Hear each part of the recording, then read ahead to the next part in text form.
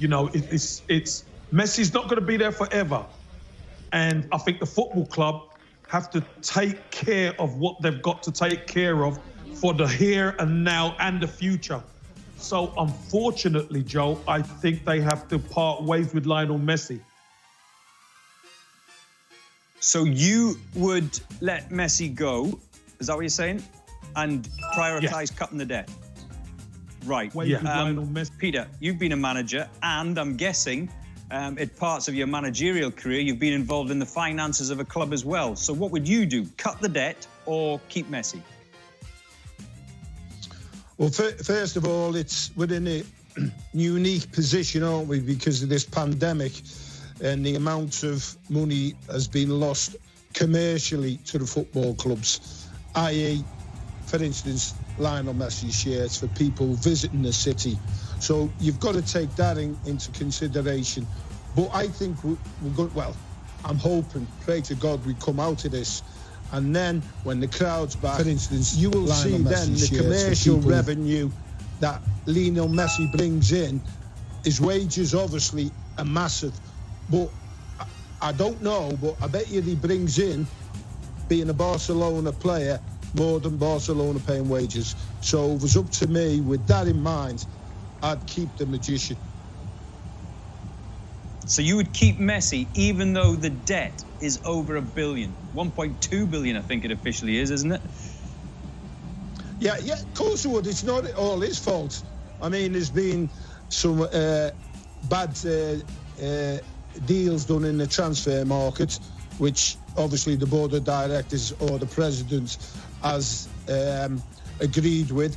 So I just think from football terms, commercial terms as well, you can cut the debt by getting the commercial side right, and Lionel Messi is at top of the tree. He's the man, he's the star, he is the star to get that commercial going and the football going as well, hand in hand. But wait a second, Peter. You said they don't have any hope of coming back against Paris Saint-Germain. Right, we know that, we understand that. And that's because of a lack of quality surrounding Messi in not every position, but most positions in the team. Now, if they keep Messi, they're not going to have the money to strengthen to, let's say, the elite level in Europe, those positions that are sorely wanting. Well, listen, to that one, they've had a bad day at the office or a bad night at the office against PSG where they got battered. And you can have that in football. Have you seen the league form and the cup form, Joseph? It's not bad, you know, old chap. It's not bad at all. So they've had one bad night in Europe, and they're going to pay the penalty without a doubt. But you've still got some good players there. Hey, by the way, Pedri's not bad, is he? Fatty, who's injured's not bad. Ricky Puig is not bad. All young players. They've got some good young players coming through. Araujo at the back, he's not bad, he's injured. So they've got some good players. Whoa, wait a second. Okay, so going on that principle, take Messi out of that team, and all of those names that you just mentioned, what do they do in Europe against the big teams? The Pedris that you've just mentioned, the Ricky Puigs that you've just mentioned. How would they fare against a PSG of Europe? Joe, have you got something in your ears? I just said they had a bad day at the office. Them young lads with Messi in the team would learn so much. By the way, what has been Pedri's little understanding with Messi being like on the park, the little 1-2s around the box, the inspiration. This fella would help them young players in Europe as well. By the way, they tried to go out and buy the big boys. How much did they play for Coutinho? He didn't play the game. Yeah, true. Right, let's put it to the people then. You get me at it. You get me at it here, aren't you? Hey. I've got the light up now. Let's put it. Look, we are a democracy here. Let's put it to the people. Would you keep Messi or cut the debt? Remember, 1.2 billion officially. I've heard bigger numbers than that, but let's take the official 1.2 billion. 90% of you would keep Messi. 10% would cut debt. Interesting, that. Right, let me get some more comments in here. Sean Matthews says, Kevin is sad. It's the best day ever. Wait till you see him tomorrow. Anything can happen tomorrow, Kevin Campbell, can't it? Just remind people what's happening tomorrow. Joe, it's El Derby tomorrow. It's the big Madrid derby. Atletico versus Real Madrid. Hello, Madrid, come on. We need to win, but we're going to help Barcelona if we win. The best outcome tomorrow is going to be a draw. A 0-0 draw. It's going to be a draw. That'll be the best outcome tomorrow. Keep your comments and questions coming in, and remember to put your flags on them. I always forget that bit. I just want to ask you, Kevin, about Pedri. Obviously, we all recognise he's a talent, but he came off injured last week. Obviously, it was a minor injury because he then played midweek. He's back in again tonight. Has he been overused, in your opinion? Yes, he is, Joe, but he's that good and that important to the team now, Joe. He has to be an ever-present. His link up with Lionel Messi, it's like he's been playing for years together with Messi. So the kid's got a very good football brain. He's got big talent, and he's one of the first names on the team sheet, Joe. So he has to play. But you can't keep pushing him like this. I just want to show you these stats, Kevin, of the midfield, the Barcelona midfield. Look at the amount of games that they've played. And I'm talking, and you can see Pedri there in second spot, 1,586 minutes played for someone so young. And I want to ask you this, Kevin, because you've been there and your son is going through this now as well. He's also young. It's sometimes mental fatigue, isn't it? Not just physical fatigue. Yeah, it is mental fatigue, Joe. And it's how do you stay sharp for the duration? Because playing in the B team and minimal games is not the grind of a league season with Champions League games, with big cup games that they've won, etc. It's the grind of it all. And when you've not been through it as a young player, it can wear on you, not only physically, but mentally. So, listen, it's big confidence from Koeman in Pedri, 100%. But, you know, it might turn round to hurt them down the line. We're going to have to see this because, you know, we're going to see if Pedri drops off a little bit. And has the same thing happened with Piqué, in your opinion, Peter? Was he just rushed back a little bit too early? Listen, the sports science departments of football clubs are massive. You're going to get injuries. I think it's the amount of games coming up, and they're trying to manage it. Arroyo, did he come back early? But going back on the Pedri, Joe, I can remember you, right, moaning when Koeman brought Pedri off against Cadiz and he equalised. So, Joseph, you can't have it both ways. You know, if you're blaming Koeman for bringing him off against Cadiz, use your brain, man. Use your brain. He's a good player. The sports science say he plays. He plays. So he came off injured last week. What would you have done as a manager after he came off injured last week? Would you have thrown him straight back in again against Sevilla like Koeman did? Is that what you would have done? Bearing in mind all of those games that are coming up in a short space of time.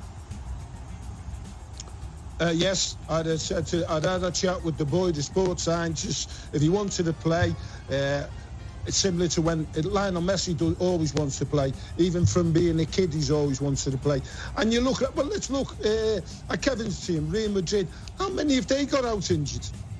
They've got more injuries than in the hospitals over here. So don't talk to me about injuries. It's just the way it happens. I had loads of injuries as a player. So did Kevin. It's the nature of sport, the physical contact. You don't want them to get... It's the muscle injuries that I worry about, and that's where you're dependent on the sports science. If you're going to get a kick, you're going to get a kick. Nothing you can do about it. The mental side that you alluded to, yes, I understand that. That's why you have a word with the young players. You've got to have a relationship with them where you're trying to get inside their heads. And you know, I had young players who I rested after chatting to them. So I'm hoping Ronald Koeman does the same. Right, I'm just looking at the team sheet in front of me, and it seems like, Kevin, he's gone with the same formation. That's Ronald Koeman. He's gone with the same formation as was so successful, not only midweek against Sevilla, but last weekend as well in the league against Sevilla. Is this the new magic formula, in your opinion? Joe, I think it is. I think he stumbled upon a system that really works for the team. And with those three at the back and the wing backs that could tuck round as a four at times, depending on where the ball is, I think he stumbled on something that makes them not only solid, but it makes them fluid as well. And look, you know, I gave him stick, but fair play to him. You know, he's pulled it round against Sevilla. He's pulled it round in the league where they're second in the table. So if it ain't broken, don't try and fix it. You've got to stick with it and move on. The thing is, Peter, and just looking at the team sheet here, the thing is this 3-5-2 formation, there's a fundamental difference from last week, and that is that Griezmann starts. So can Griezmann play as one of the front two, do you think, in this formation? Do you think he's better than Dembele? I liked Dembele when I seen him up there, but obviously Koeman's decided to change it for this game.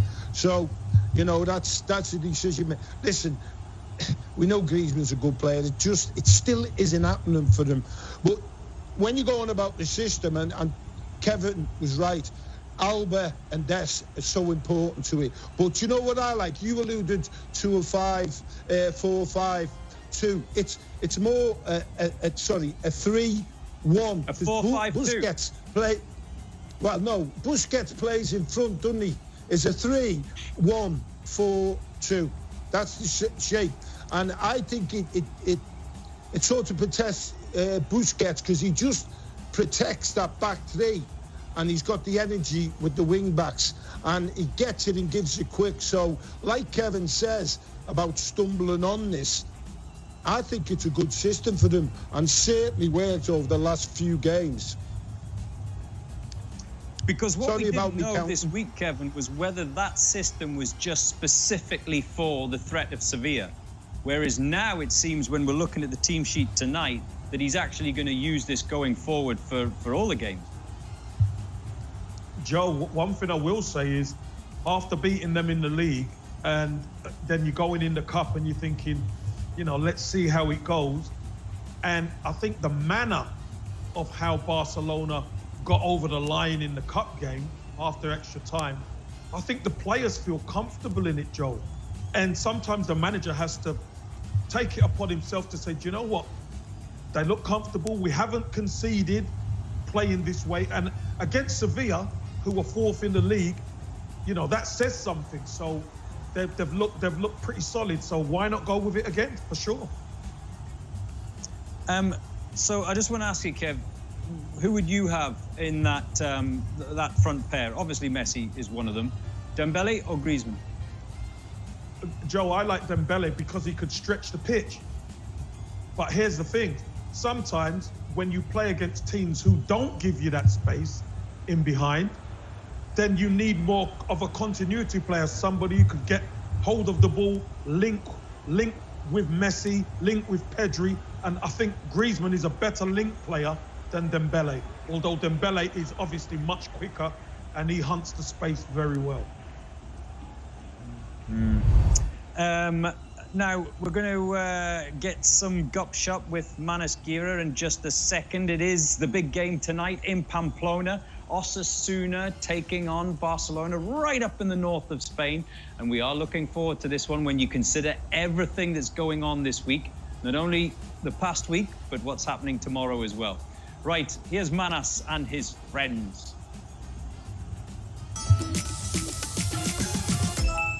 What is up, you guys? Welcome to some late night gupshup.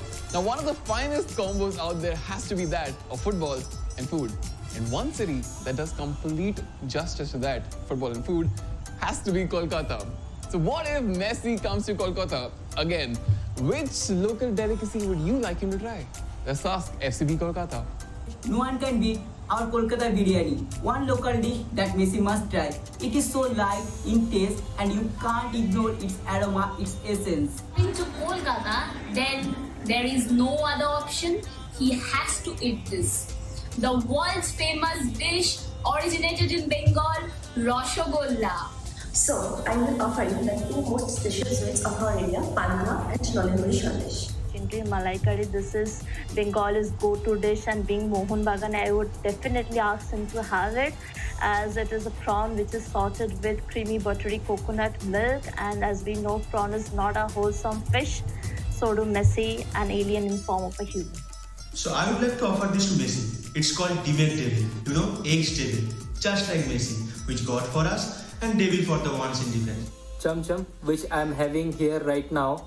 This is very beautiful in looking. So it is just like our Lionel Messi. He scores also and he plays beautifully also. Messi will love it a lot. Oh man, after seeing that, I have to grab a snack before kickoff. I'm gonna go do that. Until then, it's back to you, Joe. Starving. It's late night, but I'm hungry now. Really, really, really hungry. That was the worst thing to see so late at night. I'm going straight to the fridge myself. Right, tomorrow I want you to do one thing for me. I want you to look out on the La Liga Instagram handle, on the La Liga Instagram page, for the Ultimate Expert quiz. There's going to be a question tomorrow, so look out for it. Have a look at this.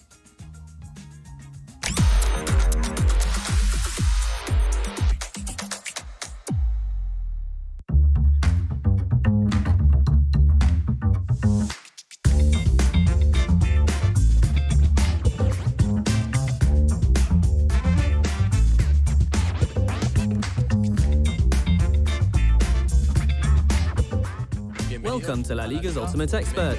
I'm Ruben Garcia, and I'm a midfielder with Osasuna. Today, I'd like to ask you a question. Despite the fact Osasuna were last promoted to La Liga Santander in the 2018-19 season, they have a great history in the top flight of Spanish football behind them. Can you tell me their highest ever position in La Liga? That's tomorrow, by the way. Keep an eye out for it on the La Liga... on the La Liga Instagram page, okay? La Liga Instagram handle. Right, let me get a couple more comments in here. Manas needs a haircut. No, he doesn't. No. I just wish I had his hair. Ritu says, Oscar Mingueza provides a lot of solidity at centre-back. Yeah, I totally agree with you, Ritu. But he's playing as part of a 3 tonight, as we were discussing earlier, this 3-5-2 formation. Or 4-5-2 if you ask Peter Reid. 3-1-4-2. Akif says it's been a long time. Akif says it's been a long time since Kevin got a card. You're absolutely right. I'll see what I can do just to please you with that one. Predictions, please, gentlemen. Kevin, you go first. No, ask Peter because he's going to moan if I answer. Stop. Right, yes, you're right. This week, we'll do it the other way around. Peter Reid, you go first because I don't want to hear your complaints anymore. And it's been a miserable week for you. Thank you, Kevin. You're a gentleman. Thank you. 2-1 Barcelona. 2-1 Barcelona for Peter Cricket losing Reid. Kevin Campbell.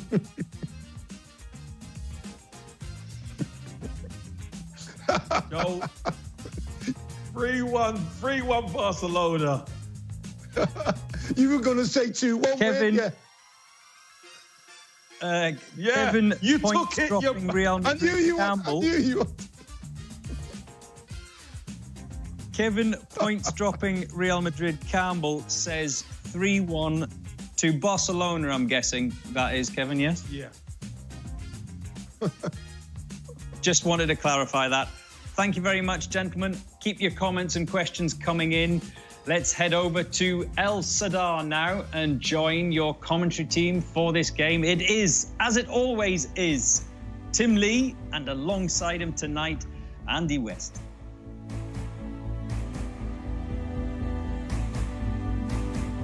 Enjoy a super production shot on more than 20 cameras using the latest technology. It's not fiction, it's not a thriller, it's something much bigger.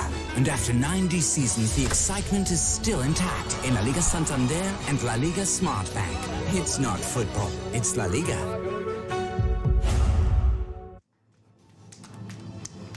Good evening, everybody, and a very warm welcome to El Sadar in Pamplona. This is match 5 of week 26 in La Liga Santander, Club Atlético Osasuna against Football Club Barcelona. The hosts can climb into the top half of the table with a win, and the visitors are aiming for an 8th consecutive league victory away from home.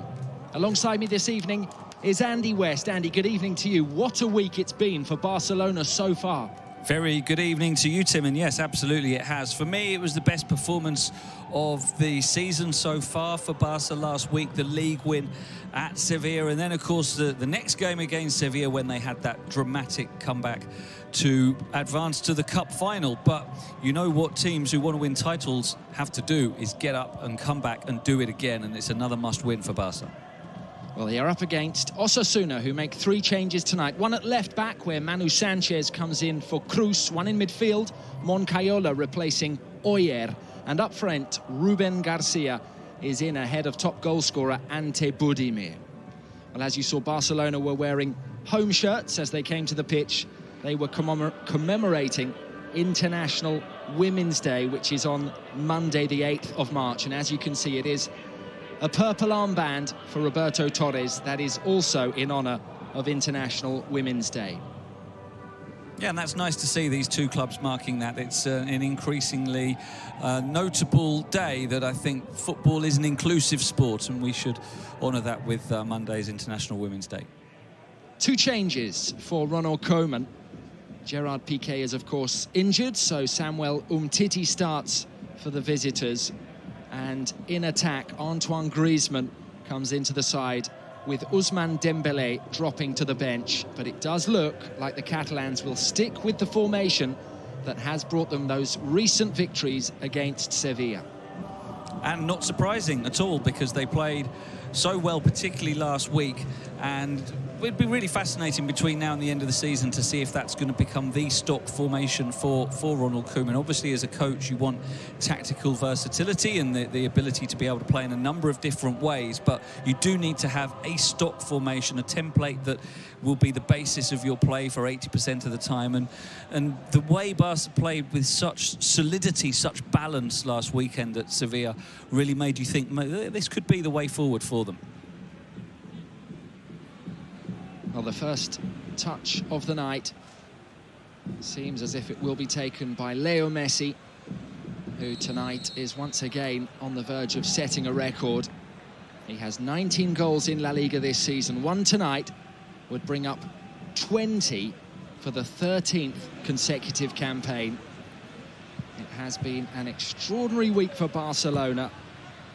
2 days after their victory at the Ramon Sanchez Pizjuan, Bartomeu was arrested, and then on Wednesday night they wrote another chapter in their anthology of remontadas, booking their place in the Copa del Rey final.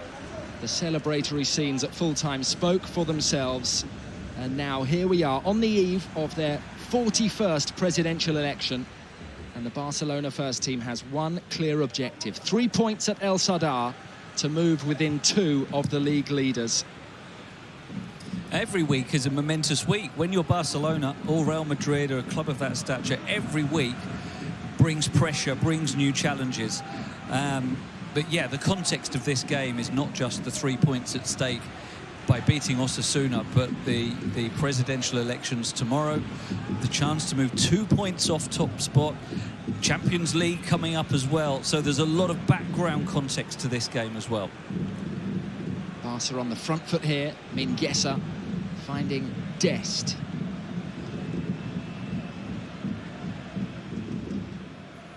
I'm interested to see, Tim, how positive Osasuna will be tonight. We see them sitting deep here, which is no surprise, the early possession from Barca, but they've changed their shape today. We see Caleri there. What an audacious effort from Jonathan Caleri. No shortage of confidence and he struck that pretty well, having dispossessed Busquets. Well, that was positive. I'm looking forward to seeing how positive they'll be, but obviously that would have been sensational. But they have changed their shape. They won 1-0 at Alaves last week, and their general formation is 4-4-2 with Ante Budimir alongside Cagliari, but they switched to a 4-5-1 today. But they are in a relatively comfortable position now. They've had a good run, 3 wins in their last 4. So maybe they'll feel a little bit more freedom to go for it than perhaps would have been the case a month ago when they were down in the relegation zone. Well, their manager, Arrasate, says that they need to touch perfection tonight and also cross their fingers. Well, almost the perfect start from Jonathan Cagliari there. From inside his own half, managed to hit the target. Yeah, he connected with it well, didn't he? Just needed a little bit more to get it over Ter Stegen, who does defend so high. That's something that you wouldn't even have the chance to try against most goalkeepers. But with that sweeper-keeper role that Ter Stegen carries out more than anyone, he plays so high up the pitch, really so he's always available for a pass from one of his teammates if they want to use him to start the play. So, good idea of Cagliari.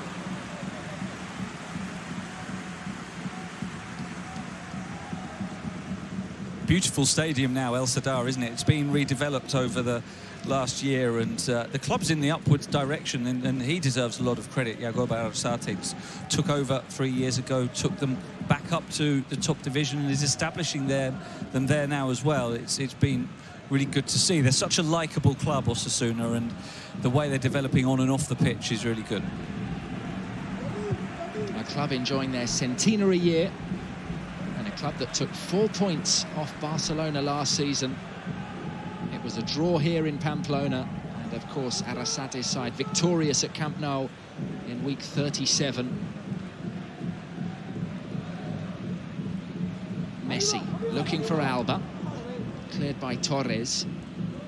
Vidal was first to it.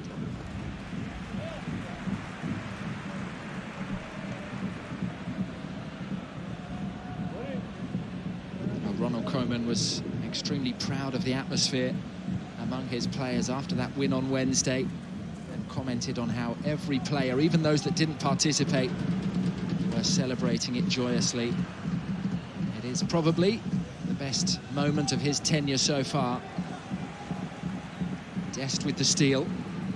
He finds Messi, continues his run. Messi was aware, back now towards the centre, cut out by David Garcia. It was a shame Dest couldn't pick Messi out. As soon as Dest played it to Messi and continued his run, you knew that Messi would find a way of getting it back to him. That's a poor challenge by Griezmann, could well be a card for that. But beautifully worked by Messi. That change of feet to get the ball back into Dest's path, it's something we probably take for granted because it's Messi. You just assume he'll make the pass. But it was really well done, and Dest maybe could have played it just a little fraction quicker back across goal to Messi.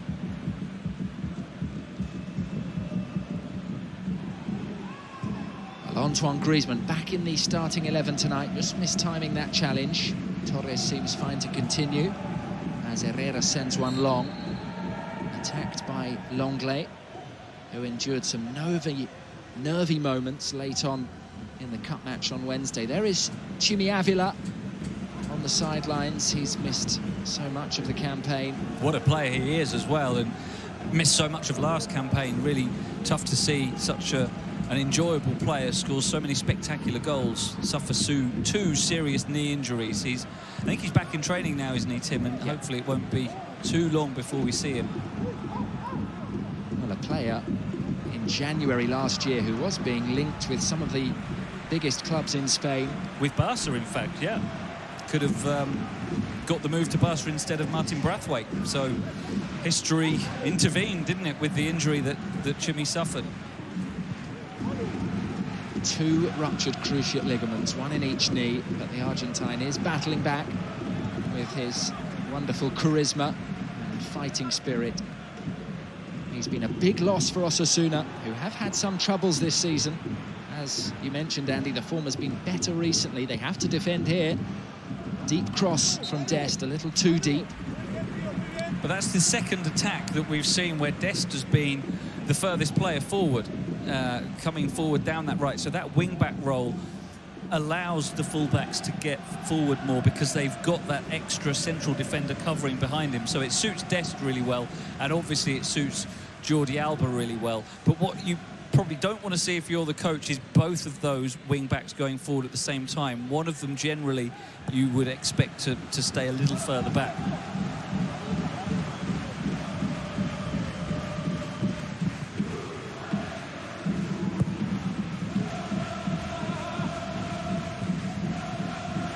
This is Kiki Barca with a low cross. Barca was the match winner last week for Osasuna. With a late goal, having come off the bench, he is rewarded for that goal with a start tonight, and he crosses again, this time cut out by Frenkie de Jong. Ter Stegen clearing first time. Yeah, Kike Barca's a bright young player. He normally comes off the bench, as he did last week, as you said. But that change in formation today to the 4-5-1 has worked in his favour, as well as the fact that he had the match-winning role last week. Look at Pedri so far forward. He was the one that time who was playing almost as a number 9, which we obviously don't see often from him. Seems to be fairly fluid movement from Barca's in terms of going forward. Well, Dembele's been key in this new formation. He's scored in both of the victories against Sevilla. He's on the bench, of course. Here is Dest again. Griezmann. Delicate cross away by Vidal. Forward by Torres. Good control from John Moncayola. And he's picked out Ruben Garcia. Talented number 14. Yeah, he's the best creator that Osasuna have. He often plays on the left side, but coming in field. But now, with this 4-5-1 that we've talked about that they're playing today, he has freedom to basically go wherever he wants, and that will really suit him. Watch out for him, good player. Manu Sanchez there, stopped. And he'll have to get back, the left back. Can Barcelona exploit the gap he has created? Well, Messi carries it still. Touched inside for de Jong. Clearance by David Garcia. Offside, I think. Yeah, that time it was de Jong who was one of the furthest forward. He was offside. And Pedri both in the area, so those two central midfielders who are playing in front of Busquets in that central trio have obviously got a lot of license to get forward and support Griezmann, which is very much a Dutch thing, isn't it? You know, we talk about the Johan Cruyff influence at Barcelona with the encouragement of players to be able to switch positions and have that flexibility. And obviously Ronald Koeman is very much a disciple of that school of thinking.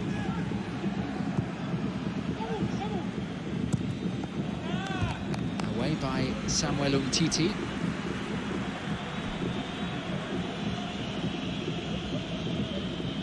Barcelona, of course, without both Gerard Piqué and Ronald Araujo. Piqué injured midweek, and Araujo hurting his ankle, having come off the bench at the Ramon Sanchez Pizjuan. It's an important game for Umtiti, this, because he hasn't played very often this season. All the injury problems he's had, and he has made some big mistakes as well. But they're going to need him as long as Piqué and Araujo are out injured, which hopefully won't be for too much longer. But as long as they are, if they want to play this 3-5-2, they'll have to use Umtiti. Kiki Barca, super looking cross away by Longley. Manu was first to it. Ruben up the line, too close to Mingueza. Turned inside to Longley, who is under pressure. Manu Sanchez there. Messi. Super awareness. Busquets with the turn.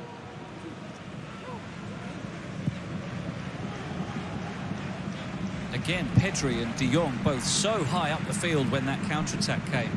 And Jordi Alba, so the three players furthest forward were Alba and the two midfielders. Look at Griezmann now is filling in at left-back because Alba went bombing forward. That's great awareness of Griezmann. Not many centre-forwards would do that for you. Cover the left wing-back when he runs forward.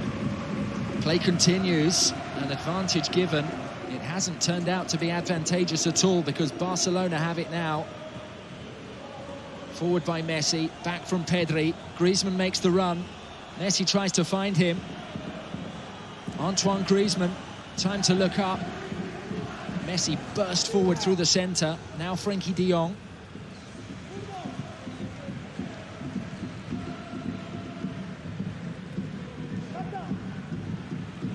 Pedri scooped wide. Here is Jordi Alba. Lifted towards Messi, away by Aridane.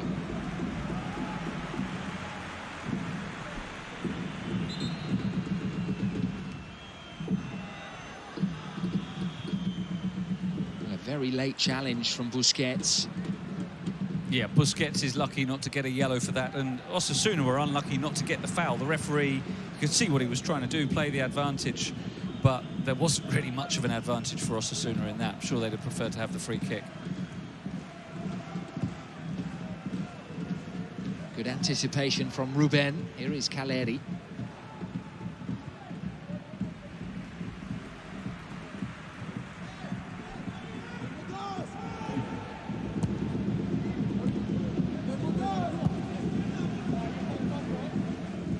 Osasuna have picked up 12 points from the last 18 available.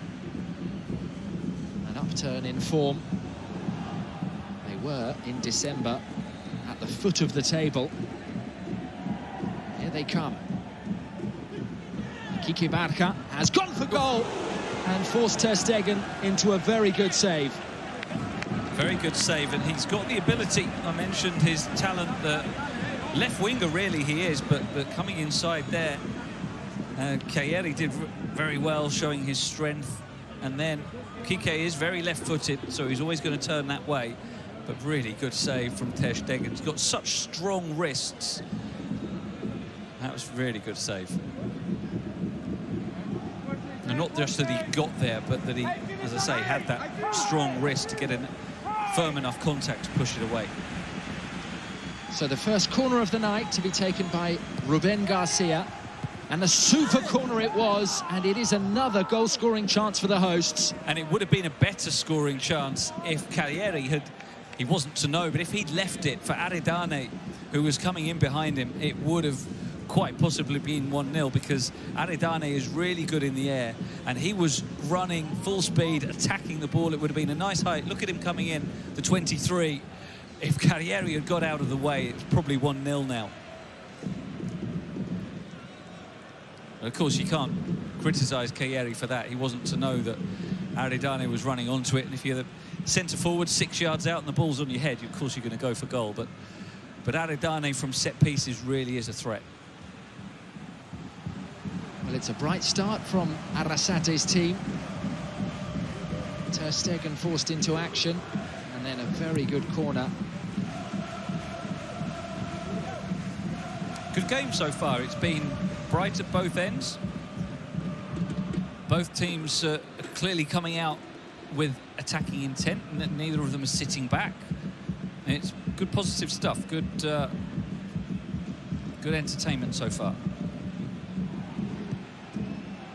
Well, here is Mingueza, whose sister Ariadna today made her debut for the Barcelona women's team in a 3-0 win at Santa Teresa. Now Dest, just Griezmann in the centre.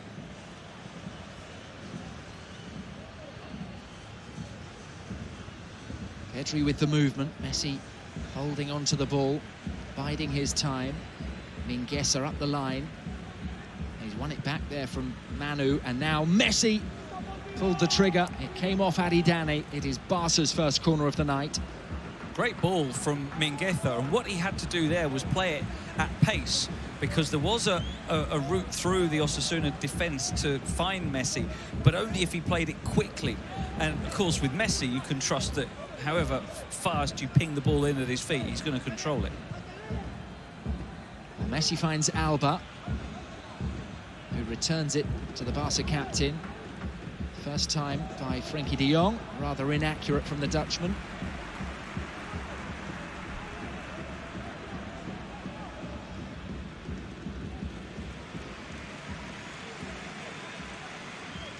Here is Roberto Torres. who has enjoyed his recent meetings against Barcelona. He scored 4 goals in his last 4 league games against the Catalans. He's a real leader for Osasuna. He's one of their longest serving players and plays with a real passion and a sense of what the club is, which is hard-working, direct, aggressive, and he fits them perfectly. He's one of those kind of players who just have the DNA of their club.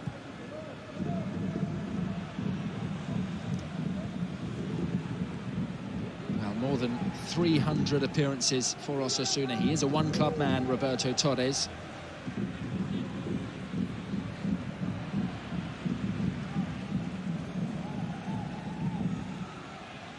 David Garcia to his right-back, Nacho Vidal. Kike Barca with the delicate touch.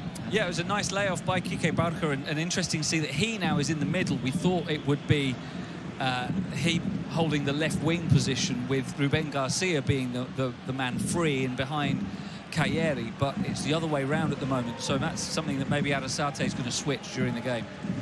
Well, a deep cross now towards Cagliari. Very good service, and how calm was Mingueza there?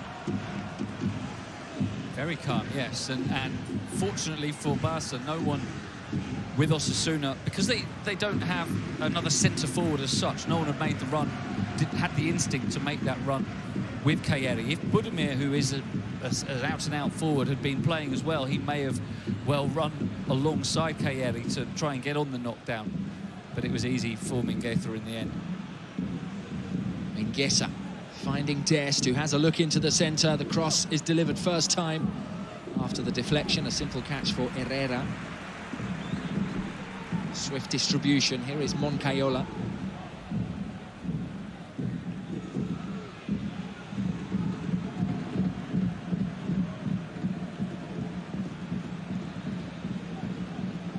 Ruben's pass cut out by Umtiti. And Alba outside of the boot. What a pass and a super stop, but was it with a hand? Well, and was it offside? It has to be red card, but it's probably offside first. We'll check that. If it's not offside, then he's clearly off, because yes, he handled it. As you said, Tim, Messi would have scored. There was no one anywhere near. Let's see, though. I think he's off. I think that's going to be a big reprieve for Sergio Herrera, because he certainly handled it. Aridane was way too far back to be able to catch up with Messi. He fouled him as well for good measure, so he could even give me a yellow card for each. But I'm pretty sure that there'll be an offside decision at the end of this. But it's very unusual to see Messi running in behind. That's not normally what we see from him. Osasuna pushing higher up the field than they have been for much of the game. But yeah, there's confirmation it is offside. Well, what relief for Sergio Herrera. The red card is annulled. Great pass from Jordi Alba. Quite Messi-esque with the way he flicked that through with his left foot. Lovely weight on it.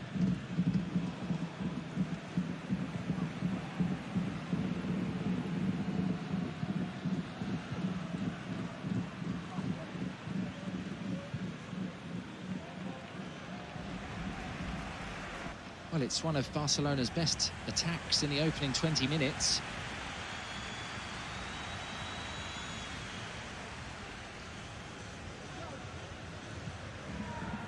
Yeah, there we see it. So high, that Osasuna line. I wouldn't recommend them doing that too often, because although Messi's not often going to run in behind, certainly the wing-backs are. Obviously, it was Alba playing the pass on that occasion, but Dest is playing high up the field. Alba will himself get into those positions. Griezmann has the pace to run in behind as well. So, not sure Osasuna will want to leave that much space in behind their back line.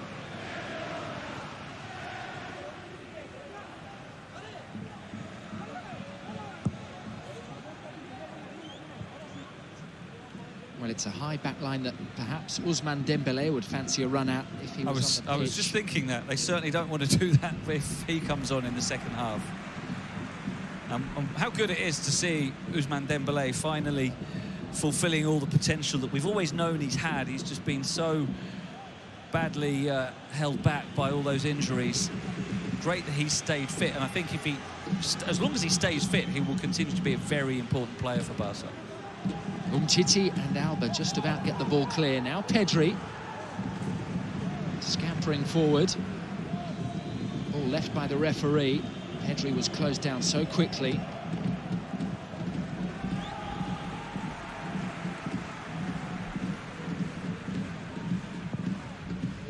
Direct from Herrera.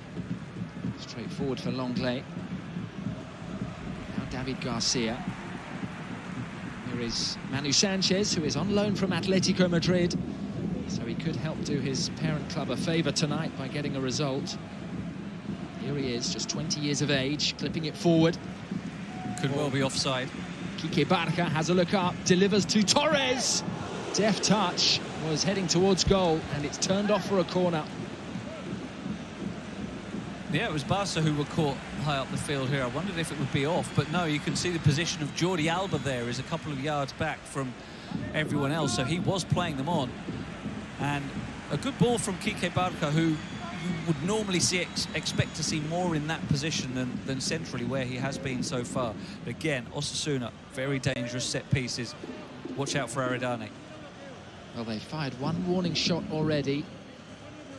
This time it is Torres with the in-swinger, punched clear by Ter Stegen. Griezmann with the flick.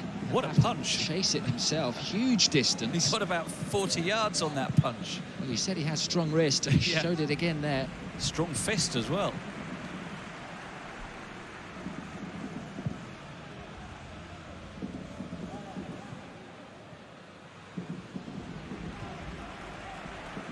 Osasuna with a solid start to this game. They're playing with confidence, aren't they? And you'd expect that from the form they've had recently. 3 wins out of 4. Kayeri backing into Lenglet, it seems. But yeah, they have been playing well recently. They had that run, I think it was 13 games without a victory in the autumn. And you did worry for them, especially because they're the kind of team that feed off their home fans more than most. It's an incredibly atmospheric stadium, and it's nearly always full, and you sense that they were really struggling without their fans, but they've really picked it up in the last few weeks.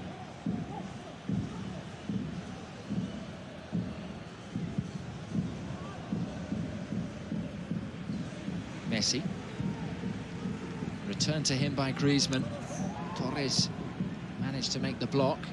Up towards Caleri, a real competitor. Touched wide by Moncayola. Both wing-backs up. Roberto Torres, deep cross, a little too close to Ter Stegen. And they were lucky to get away with that, Barca. It was a poor cross, too close to Ter Stegen, and that was what I mentioned earlier. Both wing-backs were high up the field there for the attack, and that's why Osasuna could get so many players forward and progress the ball down the wing so easily, because there was no width defensively. De Jong has made a movement through the centre. Griezmann has attacked the cross, and it just skims off his head and wide.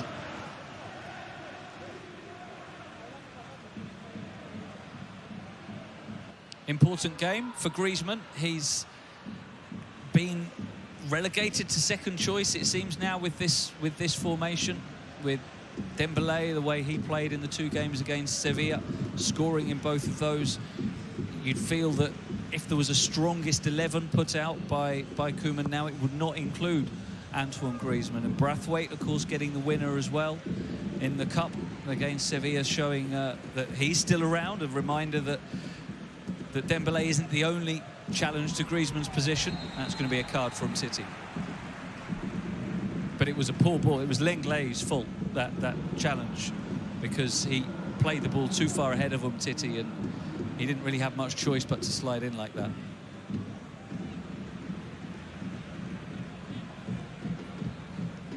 Simple decision for the referee, and we do now have the first card of the match.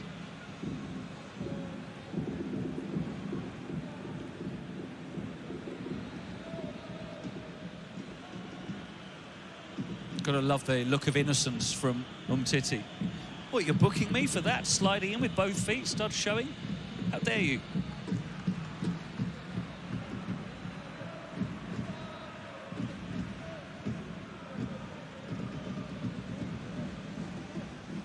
I'm going to say it again, I'm getting repetitive, but Aridane, defensively, from Barca's point of view, I don't like Busquets marking Aridane. Aridane is much more athletic than him. It is a high line from Barcelona. It is left for Torres to deliver. And once again, the delivery is too close to Barcelona's goalkeeper. And both of them by Torres as well. It was his cross in open play that was overhit too. That's unlike Torres, who's got better quality from that kind of position normally.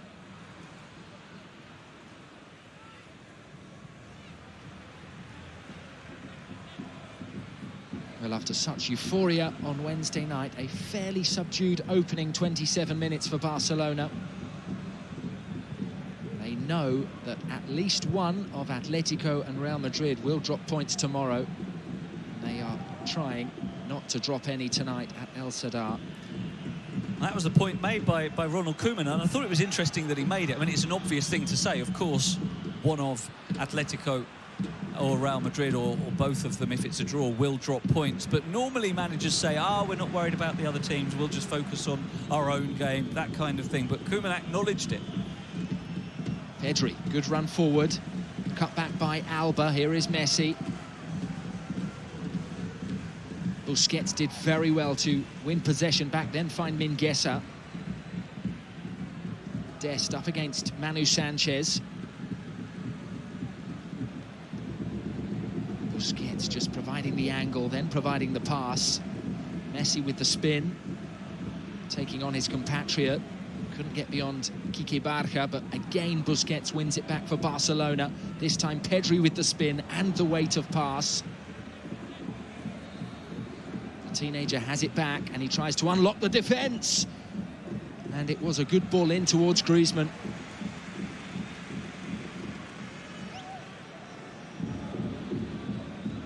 Yeah, it's that kind of ball in that Barca suffer from not having a number 9 as such. Griezmann isn't bad in the air, but he's very rarely going to win a duel with a centre-back. And, you know, even with Dembélé playing, obviously they don't have that. And it's a deficit in the squad, really, other than Braithwaite, who, with respect to him, isn't of the quality to start regularly. Yes, he can have an impact from the bench, especially when opposition defences are tiring, but it's something that Barca, before long, will need to address in the transfer market. And, oh, what a ball. What a ball from Messi. Here is Alba, and what an opening goal. Oof. Alba immediately gives thanks to the provider. It was, of course, Messi. Barca lead at El Sadar. It's the old combination, the Messi diagonal pass into the path of Jordi Alba running on, and that was one of the greatest exhibitions of that partnership that we've seen. The pass was sublime, perfectly weighted, perfectly angled, and what a finish. Normally we'd be waxing lyrical about the finish on its own. It's not offside, so the goal is going to stand. One touch to control, and then the thumping strike. A superb finish from Jordi Alba, but it was only the second best thing about that move. The pass from Messi is just stupendous, and it shows why, for me, he's still the best player in the world. He's the only player in the world who can play that pass as well, as consistently as he does. What a finish again, Herrera. Good job it didn't make contact with his face as it nearly did. It would have taken his head off. But that pass, just sensational from Messi. Unique. Still, nobody else can come close to making that kind of pass. A player who formed very much a central role in the presidential debate last night on Catalan television. Of course, so much speculation about his future. For now, all we can do as fans of La Liga is enjoy his brilliance, and there it was again. A sublime assist, and Barcelona one up thanks to Jordi Alba's thunderbolt finish. And it is Alba's 4th goal of 2021. He has been enjoying a rich vein of form. He has. It's been a real renaissance for him, which is good to see, because he was getting a lot of criticism in the earlier stages of the season. coming forward, he's still playing really well. The question mark over him is his defensive play. But yeah, coming forward, he's in great form, as you say, his 4th goal, and he nearly got one against Sevilla on Wednesday night with a volley that nearly broke the crossbar. So he is doing really well coming forward, and a big plus that he has is his connection with Messi. Well, here's another player with a Messi connection. Pedri this time finding Alba. Here's Griezmann, back wide to the goal scorer.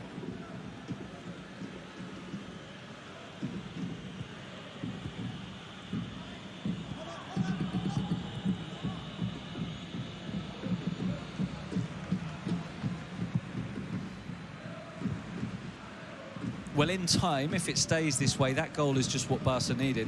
Not just obviously for being ahead in the game, but for the pattern of the game, because it means that as time goes on, Osasuna will have to take more chances. They'll have to commit more men forward. They'll have to leave more space in midfield. If you leave more space for Messi, then we know what the likely outcome is. So as long as it stays 1-0, this will bode well for Barca in the game now. De Jong makes the run. Alba looked for him and wins it back. Messi again into the box, lifted for Griezmann, super pass. The Frenchman tried to return it to Lionel Messi, and now Osasuna passing their way out from their own penalty area. This is Moncayola, who has 3 teammates in support. One is Ruben Garcia, and that is a deep pass, beautifully controlled. What an effort, a brilliant counter-attack. And only a superb stop from Ter Stegen preserves Barca's lead. You said it all, Tim. Brilliant counter-attack. Glorious first touch. Let's see if anything happens here. Caleri battling, and he has won the battle and found Quique Barca. It's back with Caleri. Delicate cross comes off Longley. Take 2, bounces across to Sanchez. And now Pedri able to clear, although it's come back again a little too deep. Yeah, a great counter-attack, and again, it was the lack of defensive width. Umtiti, one of the 3 central defenders, had to come over because both of the wing-backs were forward. That left only 2 in the middle. Obviously, still a huge amount for Ruben Garcia to do, but he's a really gifted technician. He took that absolutely beautifully, in full stride, but Ter Stegen with such quick reaction to save and make himself a big target, and that's 2 really good saves that Ter Stegen has made now. And I think on the balance of play, probably a little flattering for Barca to be ahead. Osasuna have done well. Just that moment of magic between Messi and Alba that has given Barca the lead. Well, Barcelona have taken their one clear chance.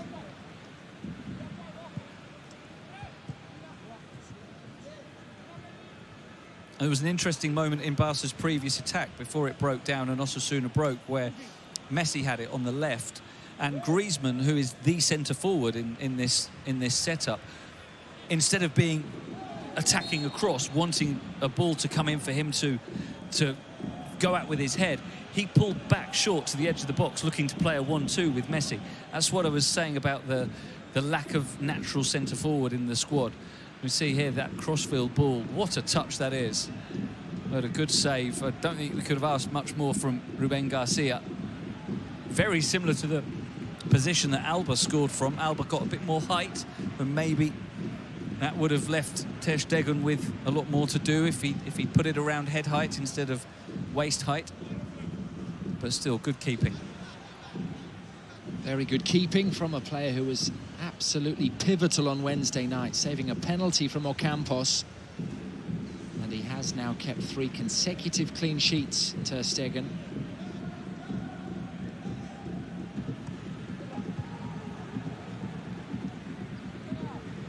Longley inviting the pressure, sending it up the line with his right boot.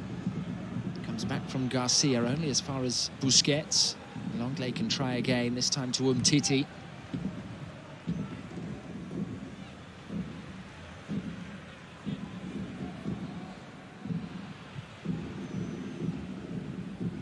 Of course, it was a big emotional expenditure on Wednesday for Barcelona, and physically as well.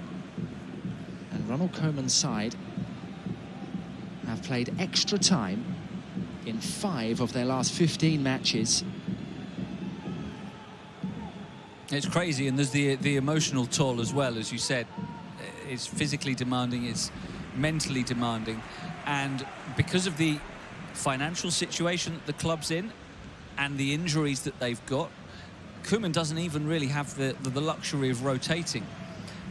The same players are playing pretty much every game, and it was talked about before the game by the guys about Pedri in particular, but he's not the only one. A lot of them are going to be really tested physically over the coming weeks because they're going to have to continue playing as well.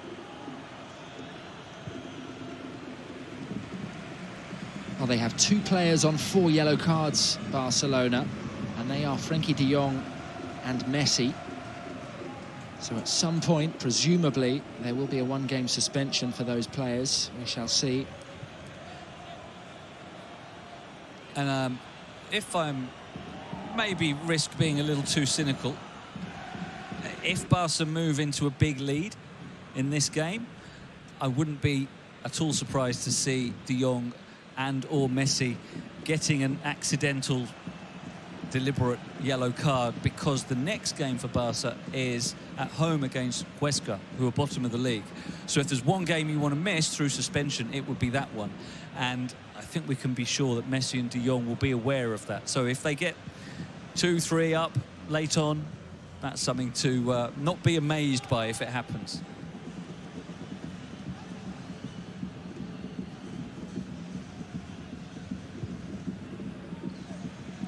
Barcelona keeping the ball.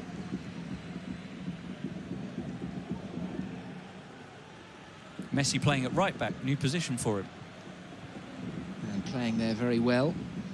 Linked with Dest. Now drifts into the centre. Dest caught out, but Mingueza helps out his friend with a good challenge. And then the step over. He's away from Ruben, immediately looked up and deliberately arrowed that towards Pedri. What a wonderful piece of play from Oscar Mingueza. It was, and it showed all his qualities. The strong challenge to win the ball, then the run down the line, keeping control, and then the delivery into Pedri. Just really good all-round play, and he's such a well-rounded player, and it's so surprising to see someone who's had such little first-team experience playing in such an accomplished way. And he's really come from nowhere. He wasn't someone that, even those who watch Barca's B team closely, people weren't saying, oh, yeah, watch out for Mingueza, he's going to be the next star this season. It's been a real surprise how well he's come through, and he, at the moment, is really, with everyone fit, you could well see him in the team. And that's my cue for a commentator's curse as he overhits the pass. But I still think the point stands. Even if Araujo and Piqué are back, Mingueza could well start alongside them if you're going with that back 3. And it was a big performance from him midweek again, Mingueza, as we just have another look at Barcelona's goal, which came after half an hour. Yeah, what a finish. And the celebration with Dembélé. Yeah, the 2 goal scorers for Barca at the moment.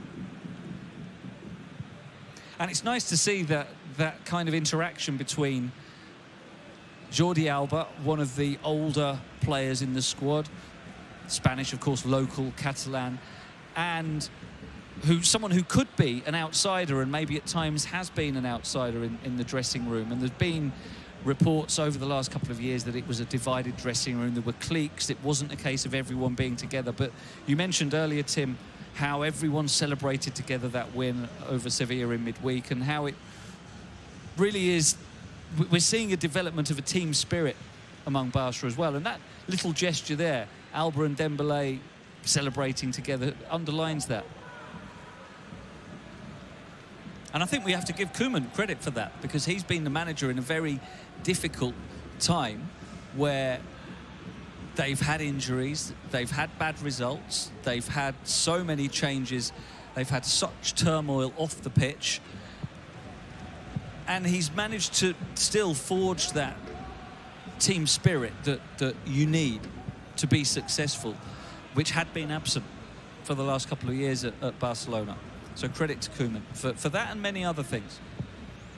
Well, Koeman's team undefeated in their last 15 league matches, and they have taken 39 points from the last 45 available.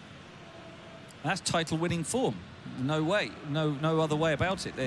If you can maintain that, that's title-winning form. The question is whether they can maintain that for more than a third of a season.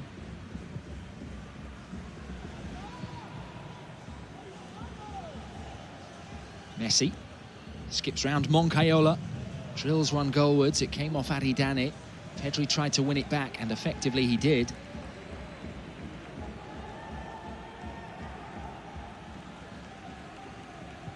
Alba, away by Vidal.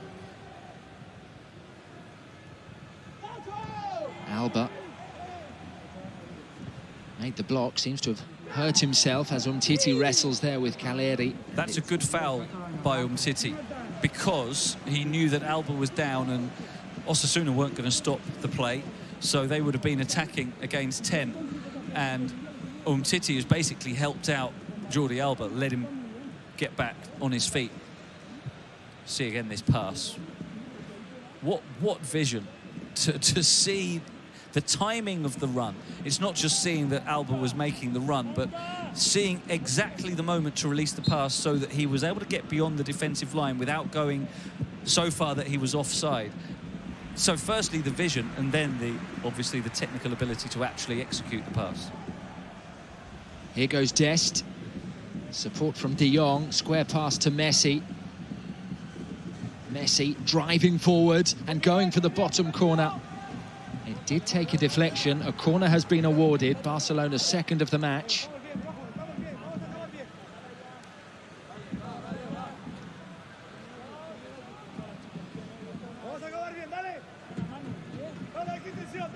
Pedri can take his time, knows that half-time isn't far away. Barca would be quite happy just to spend the rest of the half in the Osasuna half now. It goes short to Messi. The back heel wasn't quite executed. And Kike Barca wriggled away from one challenge. Eventually Mingueza got back, but the referee has given the free kick. And I said it earlier, I'll say it again, Busquets is fortunate to avoid the yellow card. Came after a technical mistake by Messi. And then Busquets knew exactly what he was doing there, stopping the attack. It's a good foul, it's a tactical foul, but the referee's been rather lenient.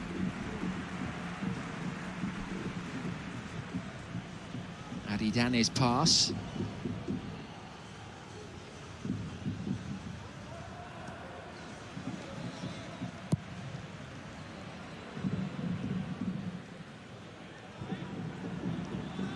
There will be half-time analysis from Joe, Kevin and Peter coming shortly, and you can participate in the debate. Send them your comments and questions and let them know where you're watching this game. Frenkie de Jong sliding it forward for Dest. One additional minute. Can Barcelona add a second goal? Here is Messi, given to Garcia, lifted forward now towards Caleri. Barca win it back. Here's Antoine Griezmann.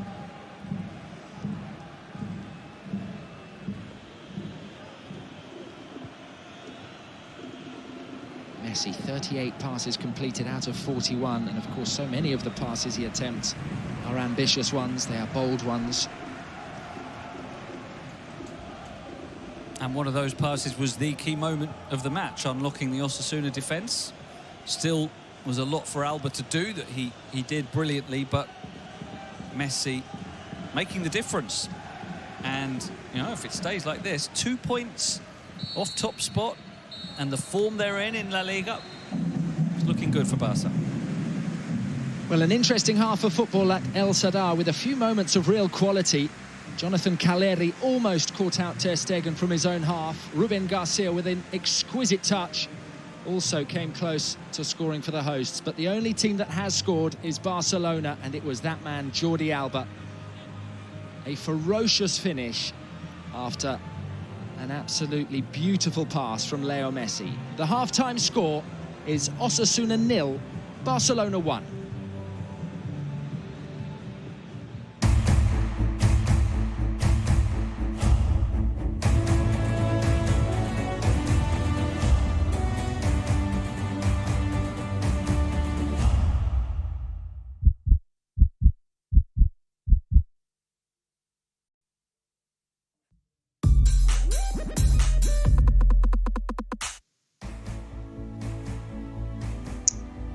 Jordi Alba deep in discussion with the referee. I'm not sure exactly what about, but he has got the goal, which has put Barcelona in the lead.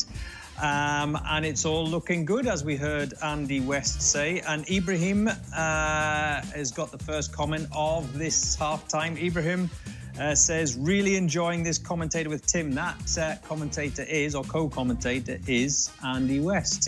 And Andy did say things are looking good. Now, before we go any further and analyse that first half, we have our little bit of fun for you, as we always do. Kaladi Khan, 2 questions here at half-time. Who is it? It's that simple. You've just got to tell me who it is. Right, clue number 1 is this. Have a look and see if you can decide who the player is, the mystery player. At 15 years old, he had a trial with Real Madrid. Remember, this is a Barca player, but at 15 years old, he had a trial with Real Madrid. One more clue to come, by the way, at halftime. Sagar says, what an assist. Now, this is what I want to ask you, Kevin Campbell. The goal, was it the assist or was it the goal? Which was better? Joe, the assist was absolutely ridiculous. I've just got to say that. Joe, when you watch it, watch what the pass actually does to Nacho Vidal, the right back. Watch Nacho Vidal. He thinks he can get it, and that just kills him. But you know what, Joe? That is an incredible finish. That really is, because he hasn't got much to aim at, but he puts his foot through it, and that is just super. Nearly takes the goalkeeper's head off. Look, brilliant goal, and that strike is what that pass deserved. Look at the vision. Oh, ridiculous! Absolutely brilliant. Wait a second, Kevin Campbell. Are you not the one who said cut the debt instead of keeping Messi? Yeah, of course I did. But they can't cut the debt now, can they? You asked me about next season, didn't you? Just asking. Just asking. No, I'm just asking you. Did you ask me about next season, yes or no? Yeah, yes, I did. But after seeing Messi's assist there, you want to get rid of him and cut the debt. Yeah, next season. That's what you said? I can't cut it this season. So what, he's not going to give an assist like that next season? Is that what you're suggesting? No, I'm saying, if you cut the debt, Joe, that means Lionel Messi will leave. Right, what about you, Mr. Reid? Was it the assist or was it the finish? What was more beautiful for you? It's the most difficult job in football, sticking the ball in the back of the net. But the pass is, he doesn't have to break stride, Jordi Alba.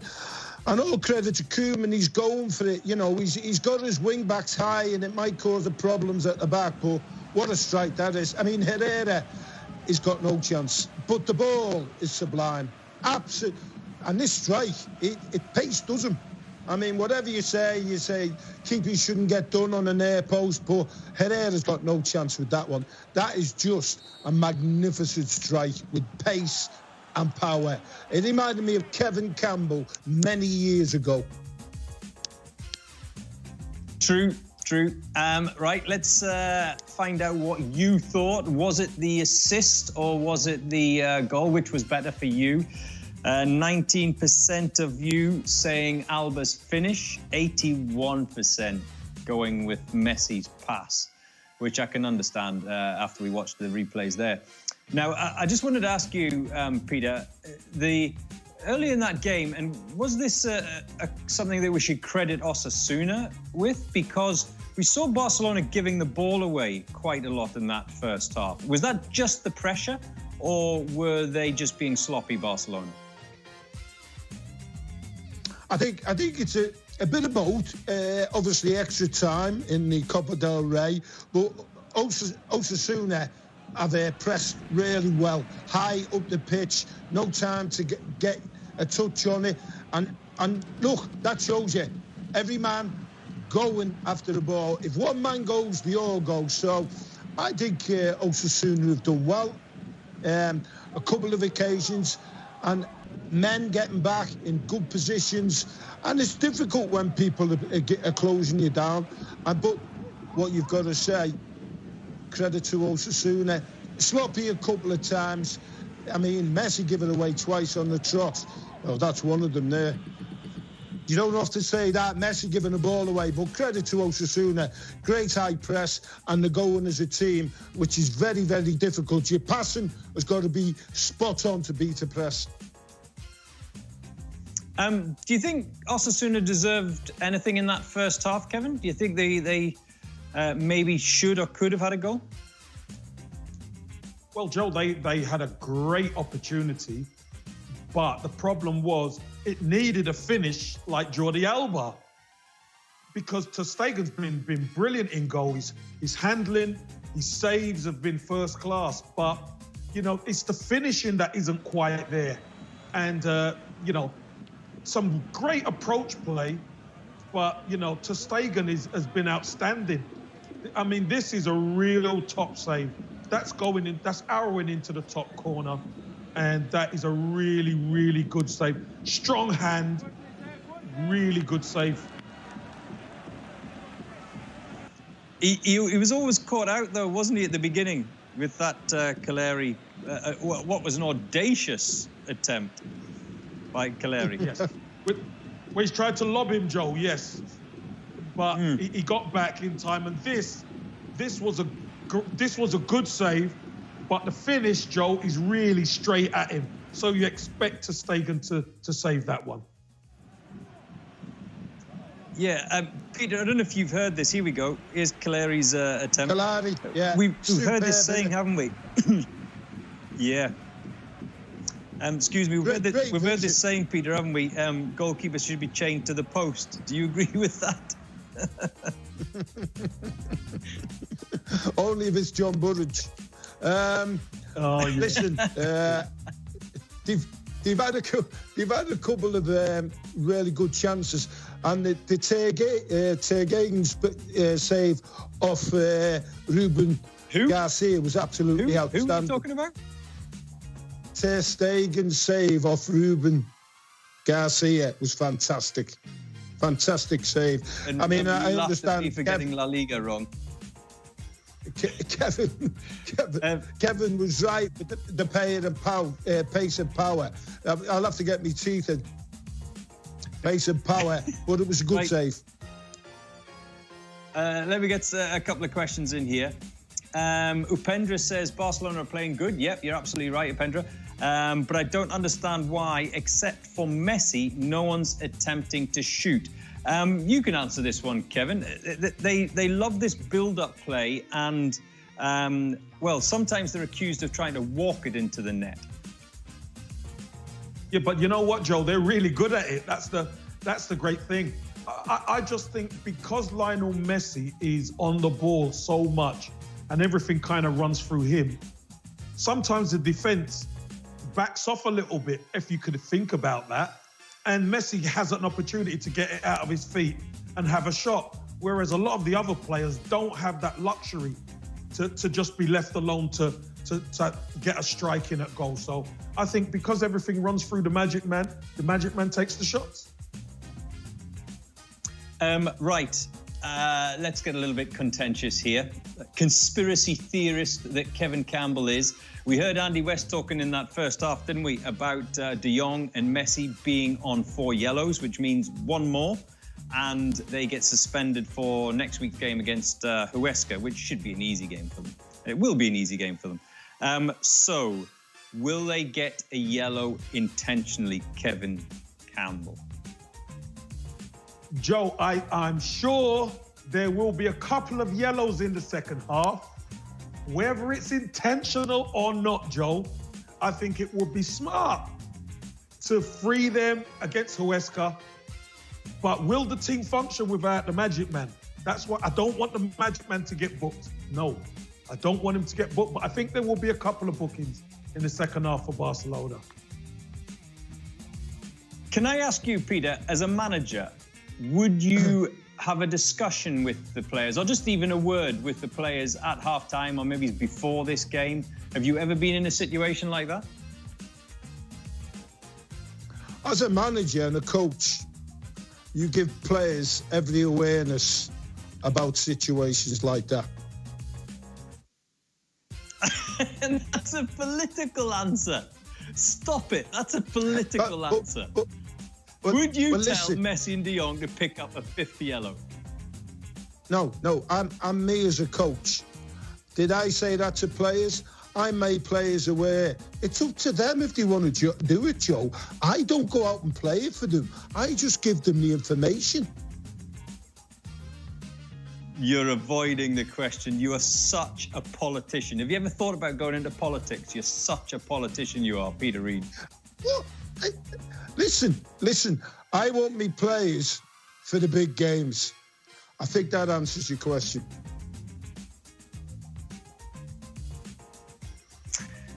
I don't believe that. Right, second Kaladikon question. Here it is. The players are getting ready to come out for the second half. So we've had one clue already. He had a trial at 15 years old for Real Madrid. The second clue is this.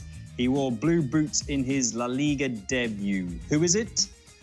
Your choices were Pedri, Griezmann or Trincao. The answer is Pedri. Pedri had a trial for Real Madrid at 15 years old. Would you believe it? Right, there he is. He's back out, or making his way back out onto the field in the second half is Pedri. He's been playing pretty well in that first half, hasn't he? He's been playing pretty well all week, as a matter of fact. So let's go back to El Sadar as we can see the Barcelona players in the tunnel in Pamplona and rejoin your commentary team of Tim Lee and Andy West.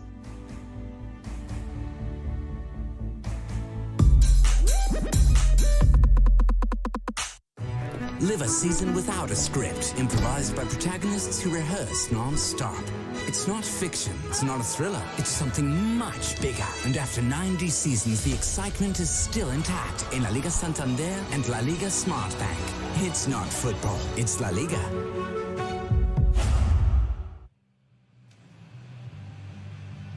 Welcome back, everybody. As you can see, there has been a change at half-time from Ronald Koeman, and Ousmane Dembélé is on the pitch. Samuel Umtiti has been withdrawn.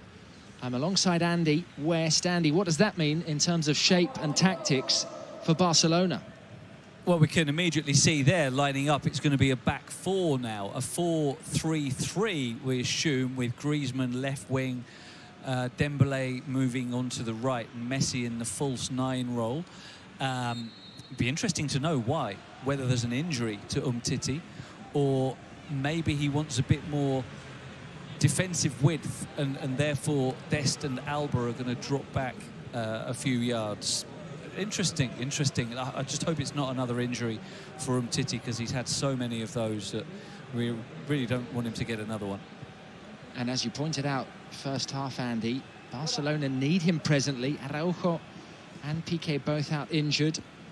Yeah, if they want to play the 3-5-2 that Koeman has gone for in the last week, at the moment they have to have him because they don't have anyone else in the squad who could play there with experience. Busquets at times has been used in the back line, De Jong as well, but then you're taking them out of the midfield, so you'd be weakening two areas, really. You'd be putting back an inexperienced central defender and taking out an experienced midfielder, so you would really want to avoid that. So yeah, it's concerning, and we'll see what the news is on exactly why Umtiti came off. Could be partly as well because he's on a yellow card and Koeman's worried about him picking up a second. Well, here is Dembélé finding Dest, who gives it back to the Frenchman. Square pass to Messi. Sea of red in front of him. Alba returns it to Pedri. Griezmann drifting across the front line. Barca continuing just to stroke the ball around.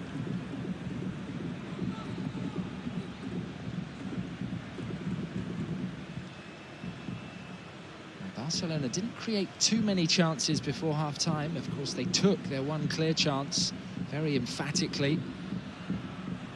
They have a lead to protect now. A half-time change in formation from Ronald Koeman as he goes looking for an 8th consecutive away win.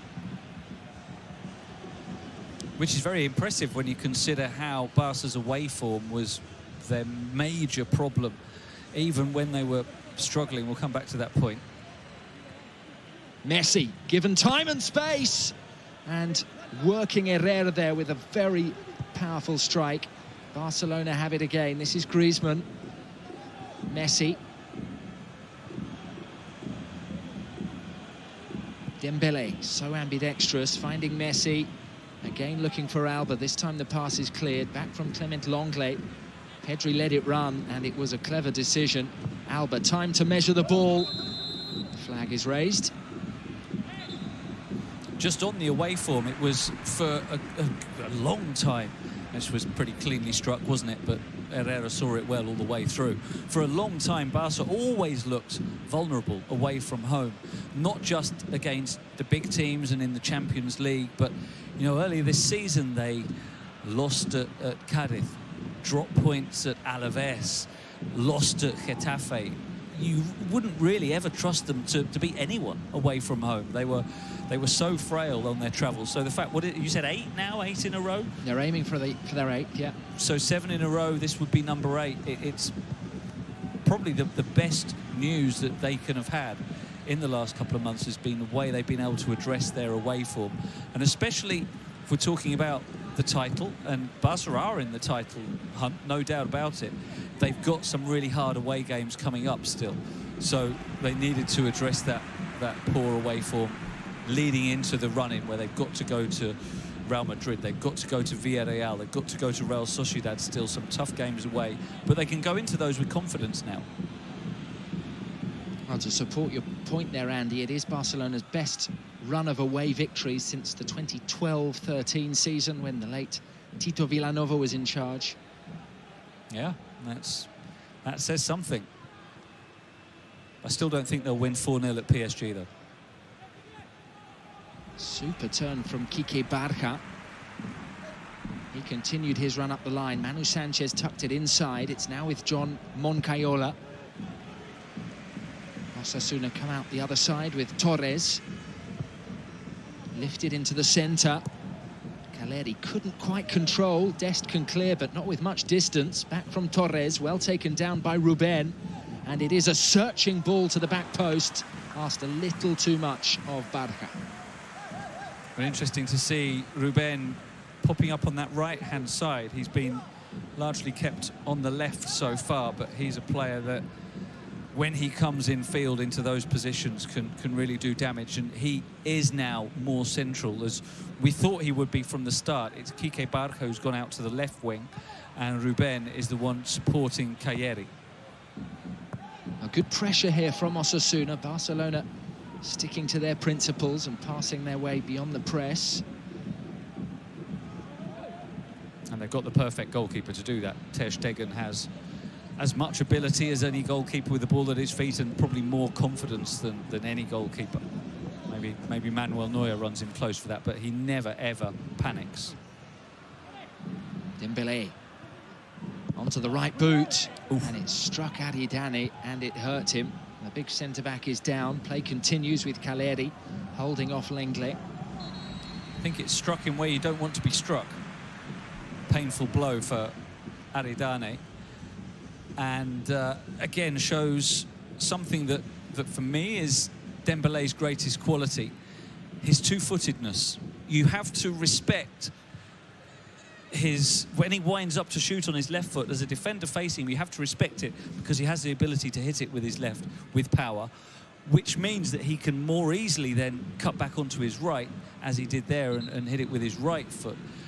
And that's something that very few players have the ability to be as powerful with their shooting with either foot. Well, it was a super opening goal midweek against Sevilla, and a super opening goal as well last weekend away at Sevilla from Ousmane Dembele. And he's been brought on at half-time now at El Sadar.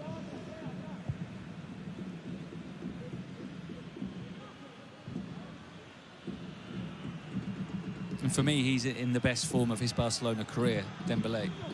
Pedri looking there to reignite that connection with Messi. And he gives Barcelona an added dimension, and especially away from home. I think we were talking about the away form. I think Dembélé helps particularly away because teams naturally push up more when they're at home. They naturally take more risks when they're playing at home because they want to be the main protagonist. They want to be in control. By doing that, you leave more space behind you, and for Dembélé's pace, that is what makes him so dangerous, as exactly we saw with the goal at Sevilla last week.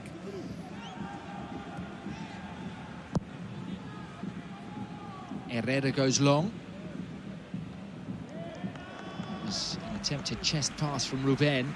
It is an Osasuna throw-in.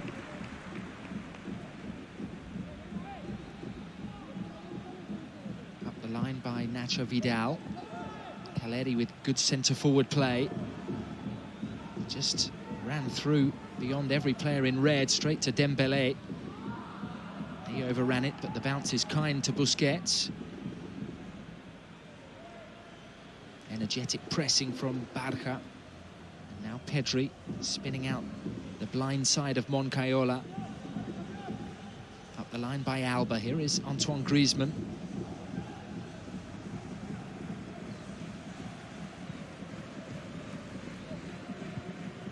Dest. Dembélé running at Sanchez, cut back to Dest. Quick feet from the right back.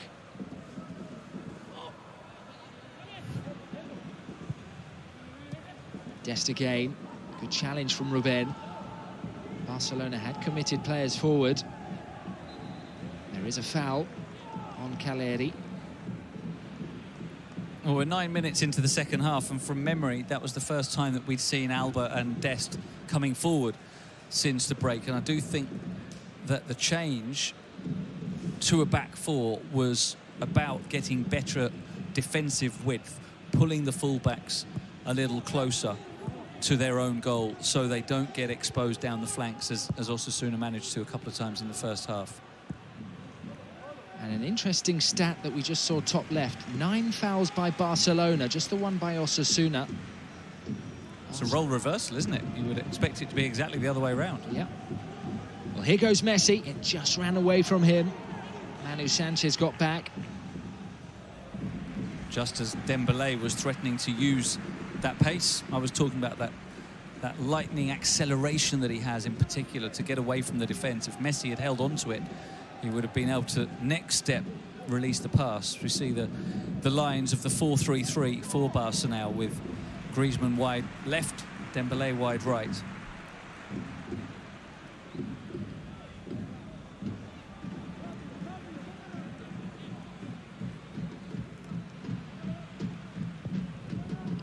Aridane's ball forward. Strength from Caleri. Strength as well from Longley.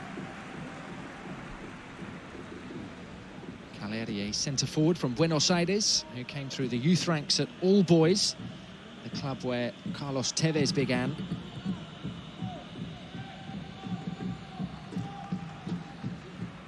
Strength from Lucas Toró, and then Griezmann slid in on Quique Barca. Pedri controlled it in such a tight space there. Super 1-2. Here is De Jong. Drifting infield. Needs help, Frankie De Jong. Help arrives from Busquets. Clipped wide towards Dest. Now Dembélé. Dest with the left foot, a deflected effort, and a Barcelona corner. It was notable that it was De Jong who was making the run down the left on that occasion, again underlining the change that the formation brings now with the 4-3-3, and it seems that Koeman is very clear. He doesn't want to get caught on the break with Osasuna's attacking width, so Alba and Dest are playing a little bit more restrained. So the attacking width has to come from elsewhere, because Griezmann isn't really going to make the run, especially down the left-hand side, but De Jong did it that time. Messi's corner, cleared at the near post.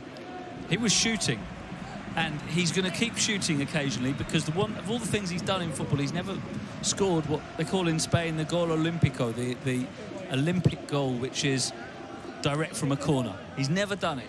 And you know that it eats away at him a little bit. He wants that goal. He'll get it as well at some point.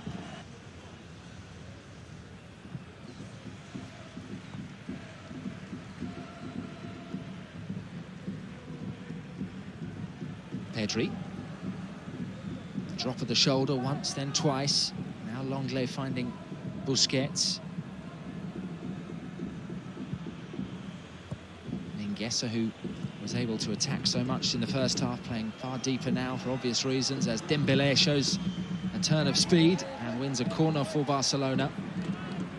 It was that acceleration. It's a goal kick in the end, but that acceleration, you can't live with that. There are very few defenders that can get close to matching that kind of speed, the initial speed over the first 5 yards. Then what he has to do is find the end product, which hasn't always been his strong point.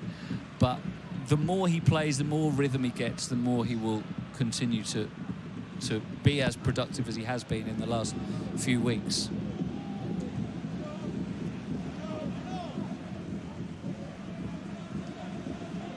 Hooked away by Mingueza, who retreats now towards the centre. There is an injury. I believe it's Lucas Toró.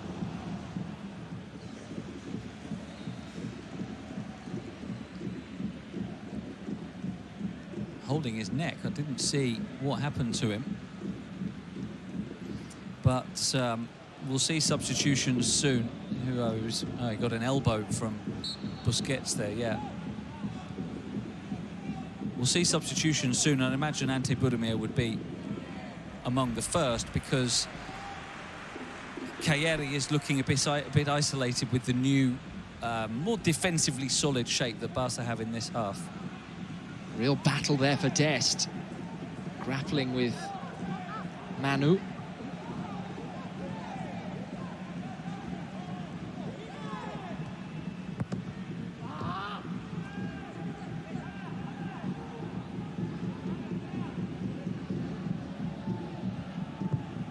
By Dest, only as far as Aridane.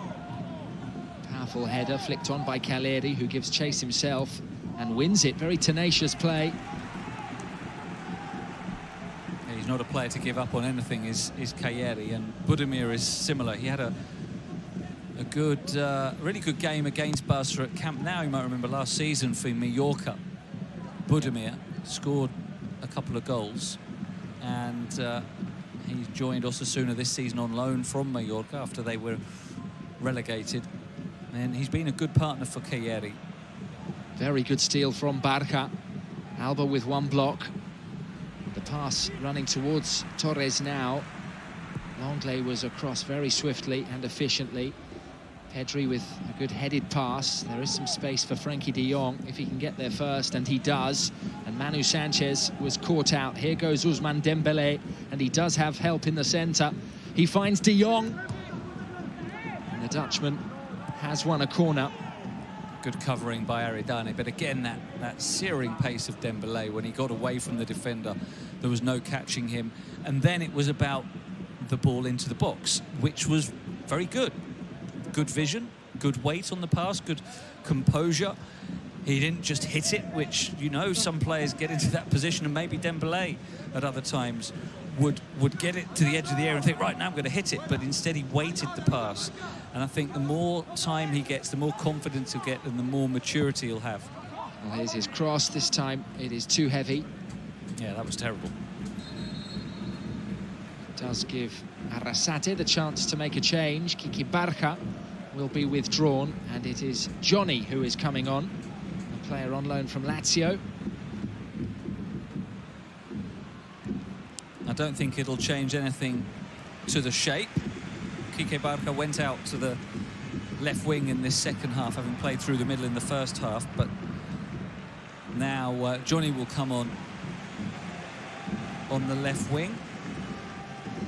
Really experienced player, but he's not really made too much of an impact since coming back to Spain this season with Osasuna. I remember a couple of years ago when he was at Alves, he had a really good season, earned that move to Lazio, but it's just got away from him a little bit in the last year or so. So, chance for him to reassert himself here, Johnny. Did spend a couple of years in the Barcelona academy.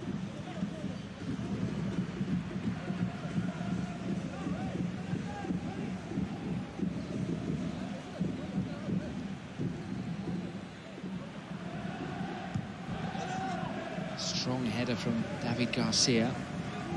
It is an Osasuna throw-in, and Johnny can take it. Ruben was given some time there. Mingueza slightly switched off. This time he can play the pass to Pedri. Lovely vision from the 18-year-old. And here goes Dembélé again.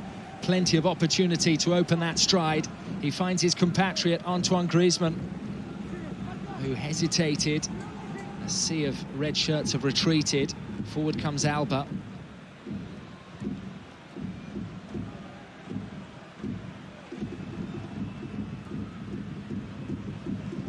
But you said it, Tim, again, there was an opportunity for Dembélé to run at the Osasuna defence. If he keeps getting those chances, it's going to lead to a goal sooner or later.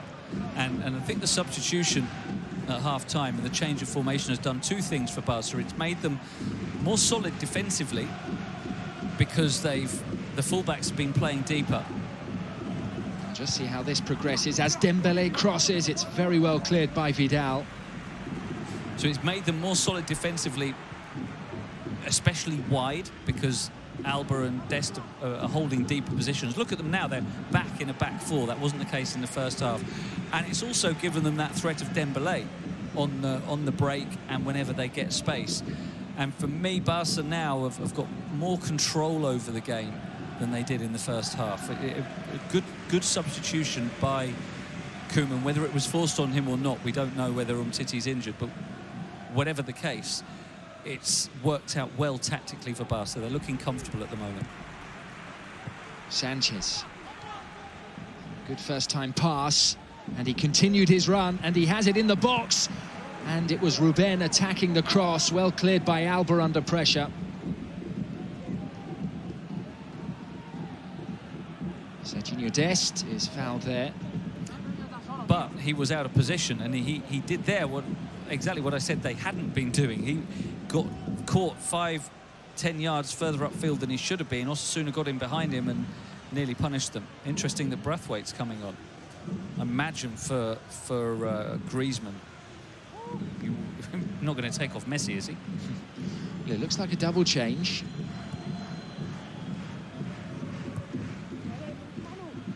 A well-weighted pass from Messi, and here goes Dest taking on Manu Sanchez unsuccessfully. Good challenge from the young fullback.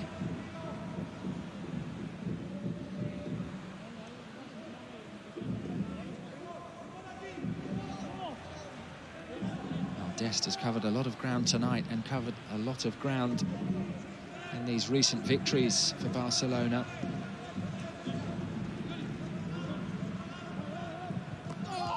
He throws it back to Busquets, who clashes there rather painfully with, I think it was Caleri.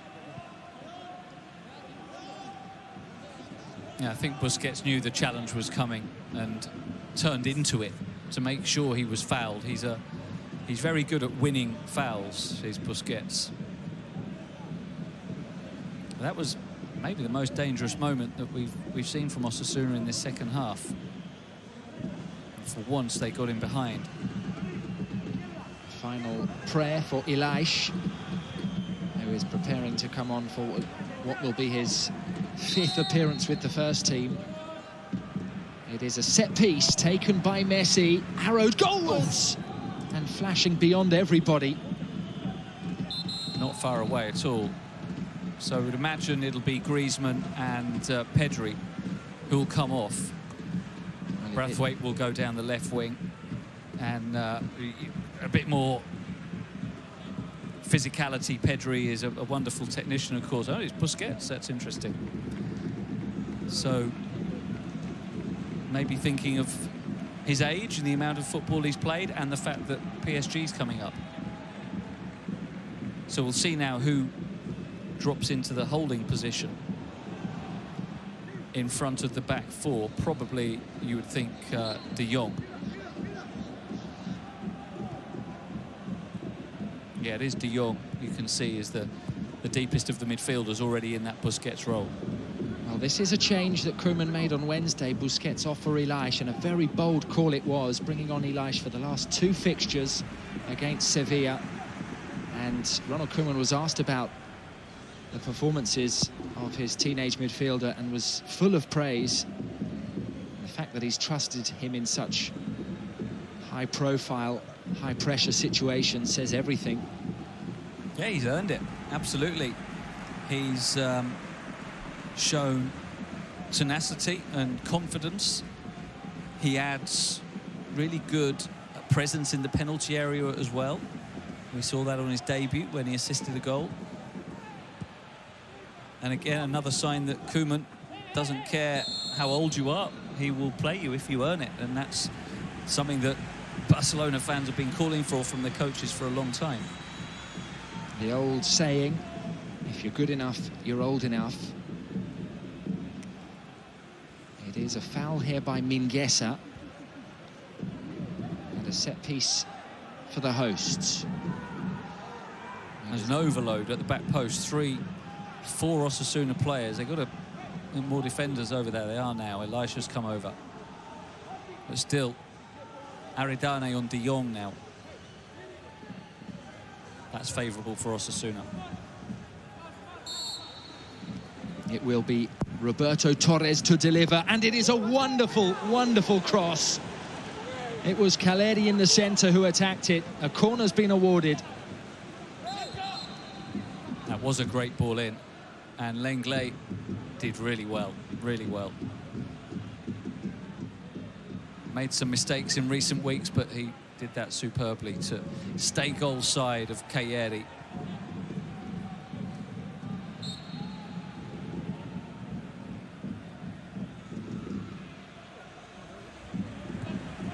Corner taken short, whipped in with power, away by Brathwaite as far as Torres.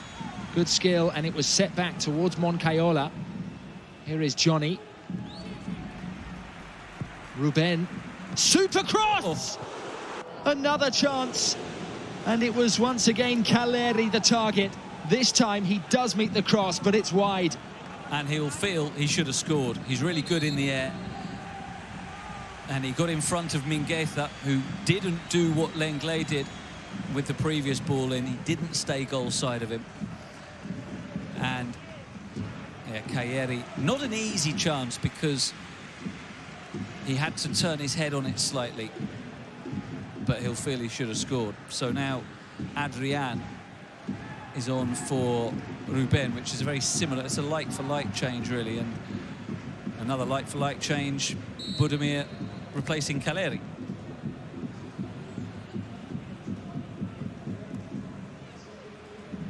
Some fresh legs in the attack for Osasuna.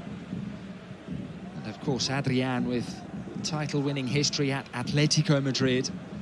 Can he do them a favour tonight and find the back of the net to halt Barcelona's progress? Well, Arasate's side are certainly standing their ground tonight. It is a very slender lead for Barcelona, and Arrasate knows what it takes to beat the Catalans. He oversaw the win at Camp Nou last season, and he's also beaten Barcelona as the manager of Real Sociedad.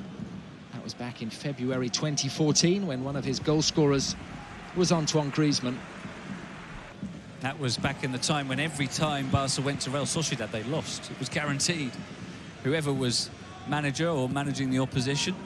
Even Pep lost there, didn't he, I think? There was a famous loss at Real Sociedad that sparked the big row between Leo Messi and Luis Enrique. That caused a drama for a week or so. And as you mentioned, Andy, Barca still have to go away to... Nothing given yet. Play continues with Pedri. Well, the ball's been given away there. Now the whistle comes. Yeah, it was a foul on Pedri, and I think Moncayola actually just did that deliberately to stop the game so that they could look at the review, hand it over to the VAR official. He was on Alba at the back post. I'm not sure there's enough contact there for a penalty. No, that shouldn't be. I'm not saying it won't be, but it shouldn't be a penalty. There's a slight touch from Alba, but only slight. Good review. And then Dembele surging forward, couldn't quite control. But a very finely poised contest here. It is now. I said 5 minutes ago or so that Barca had control, but they don't anymore. Osasuna have stepped up. They've managed to get crosses in, which is their strength. They're trying to change the game from the bench as well. I was a bit surprised that Kayeri came off. I thought that him partnering Budimir would give Barca problems. Adrian is a very different kind of player. He's subtle, he's clever, he's not quick, he's not strong, he's not good in the air, but he's very clever. He picks up good positions, and he's got a good eye for a pass as well. So, an interesting to see if he can get on the ball. If he's not on the ball, he's not going to have any impact. He's the kind of player that needs possession. Well, in this fixture last season, Barcelona were 1 goal up at this stage. They were leading 2-1, but in the 81st minute, a penalty was awarded to Osasuna. It was converted by Roberto Torres. And Barcelona gained just a point here at El Sadar.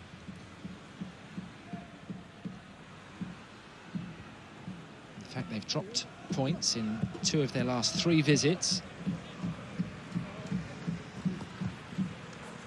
And they lost at home against Osasuna as well last season.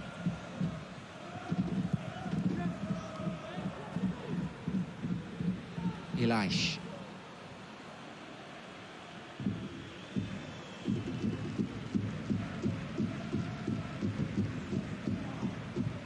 Pass runs just beyond Johnny. Dembele. Pedri to De Jong.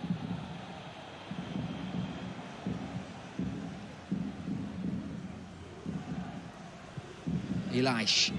What a pass that is. Here is Dest. And the American didn't make the most of it.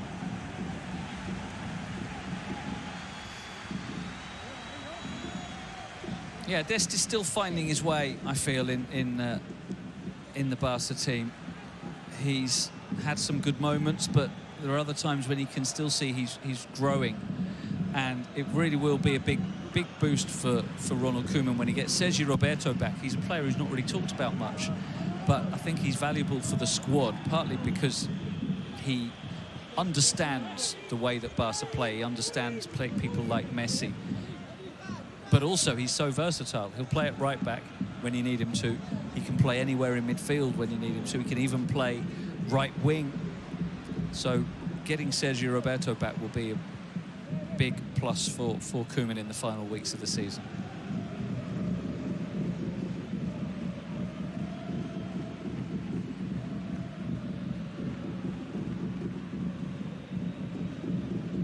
A quarter of an hour to play in Pamplona. Barcelona hoping that they can move to within 2 points of the league leaders tonight. It is, of course, the Madrid derby tomorrow, as well as the Barcelona presidential elections.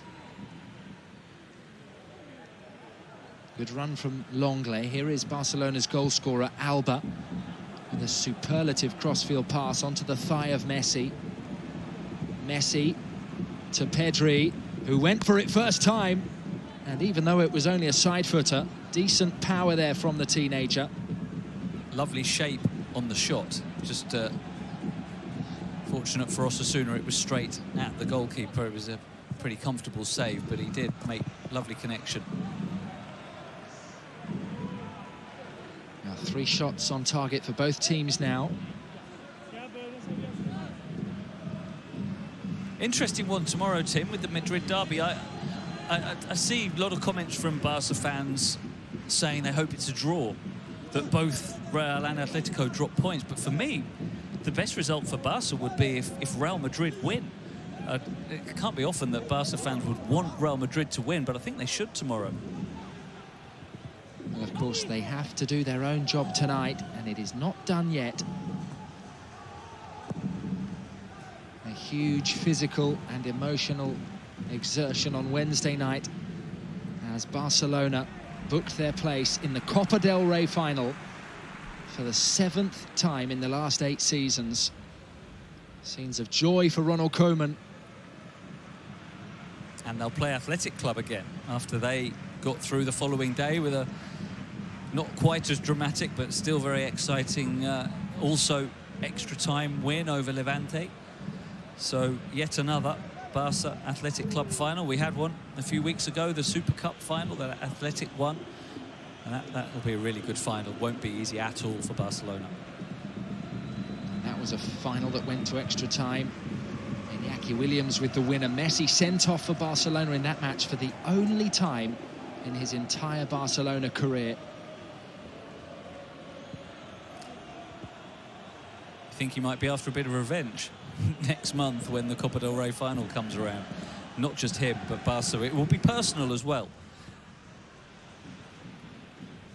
Athletes like that don't forget when someone beats them to a title, and they get a chance to play them again very quickly. Alba, first time cross. It's back with him from Aridane. Now Messi. So inventive, blocked by Herrera. And now Moncayola, a possible break. Here is Torres. I think Herrera saved that with his face. Again, it was the Messi-Alba connection. Another brilliant pass.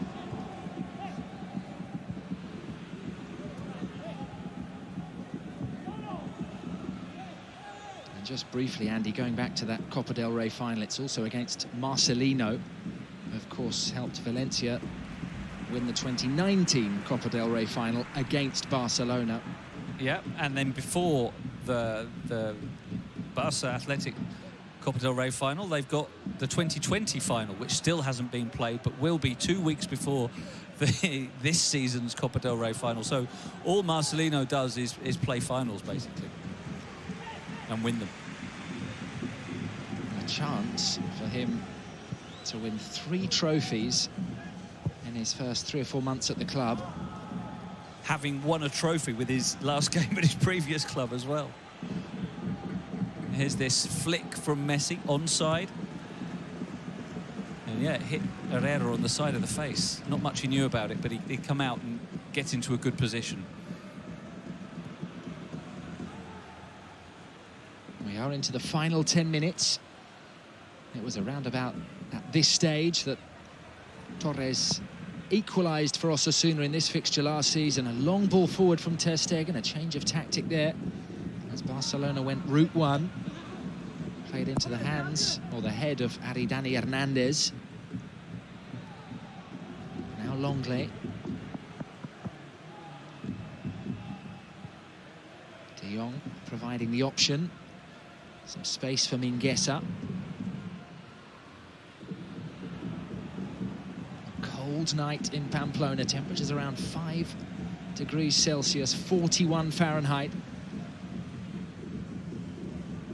A goal from Jordi Alba after half an hour separates these teams.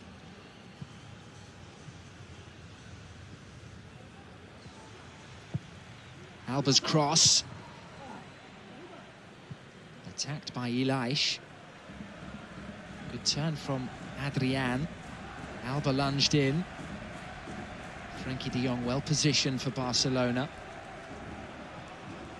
Budimir imploring his teammates forward to help with the press. Johnny now backtracking. And here is Dembele.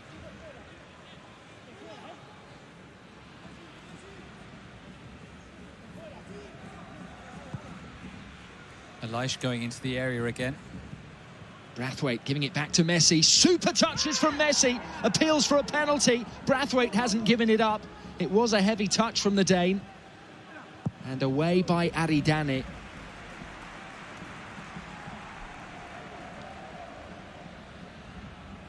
Pedri. Messi's made a burst. Here he is. Set back to Ilaish. Lovely first touch! Oh, what a moment! A superlative goal for Ilaish. His first for Barcelona.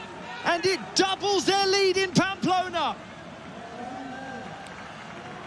Well, what an impact from the teenager. It really is great to see from Barcelona's point of view, all these young players making an impact, and making an impact because they're good enough, not just because Koeman feels he has to rebuild for the future, or because he has a lot of injuries, or because the club doesn't have much money. It's because these players are good enough to be playing for Barcelona at a high level. Pedri involved in the build-up, on to Messi, playing with his back to goal, which is unusual for him, and then Elias, that composure to turn it onto his left foot, and then the shot. What a moment for him. He's a player who's come up through the ranks with the club, idolised Leo Messi, and now Messi has assisted him for his first goal, and that will seal the win. 3 more points for Barca. A dream come true for Elias Moriba. 18 years of age, joined the club at the age of 7. A player born in Conakry, Guinea, has his first goal for the club. It comes at the stadium where Ansu Fati scored his first for Barcelona, and it is, in the context of the game and the season, a big goal. Elias with an assist last weekend for Messi, and tonight Messi provides the pass, a pass which Elias will never forget.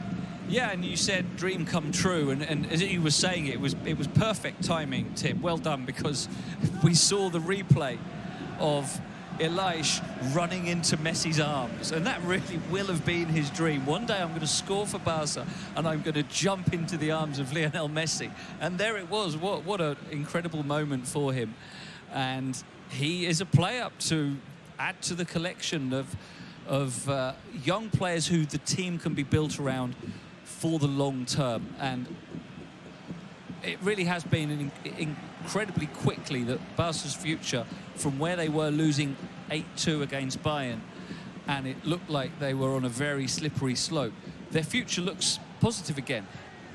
The team is far from perfect, as we saw against PSG. Let's see if Osasuna can pull one back. Adrian, a deep cross. Johnny couldn't quite control. It comes back from Sanchez, and Budimir was given some space there. Forward there by Oyer, and Aridane able to prevent the counter going any further. Alba is down. Holding his elbow. Oh, it's got blood on the elbow. Oh, is he going to land badly on it? Yeah, all his weight on the elbow. The forearm he's holding there. Or it may be the boot of Oyer there, just coming across. Yeah.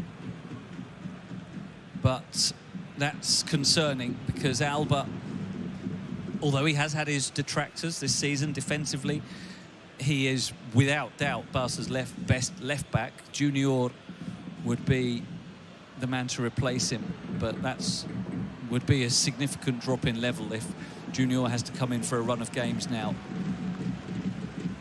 You see again the goal. Real class. The first touch, the balance of the body, the shift of weight onto his left foot, and then obviously the shot. Double change now from Koeman. Ricky Puig is on, and Junior Firpo will come on. And that makes sense, to take Alba off, even if he's okay. Just take him off and let him rest up. And it looks like he is going to be okay. That's good news for Barcelona. And it is Puig who has, Pedri, who has come off in the midfield.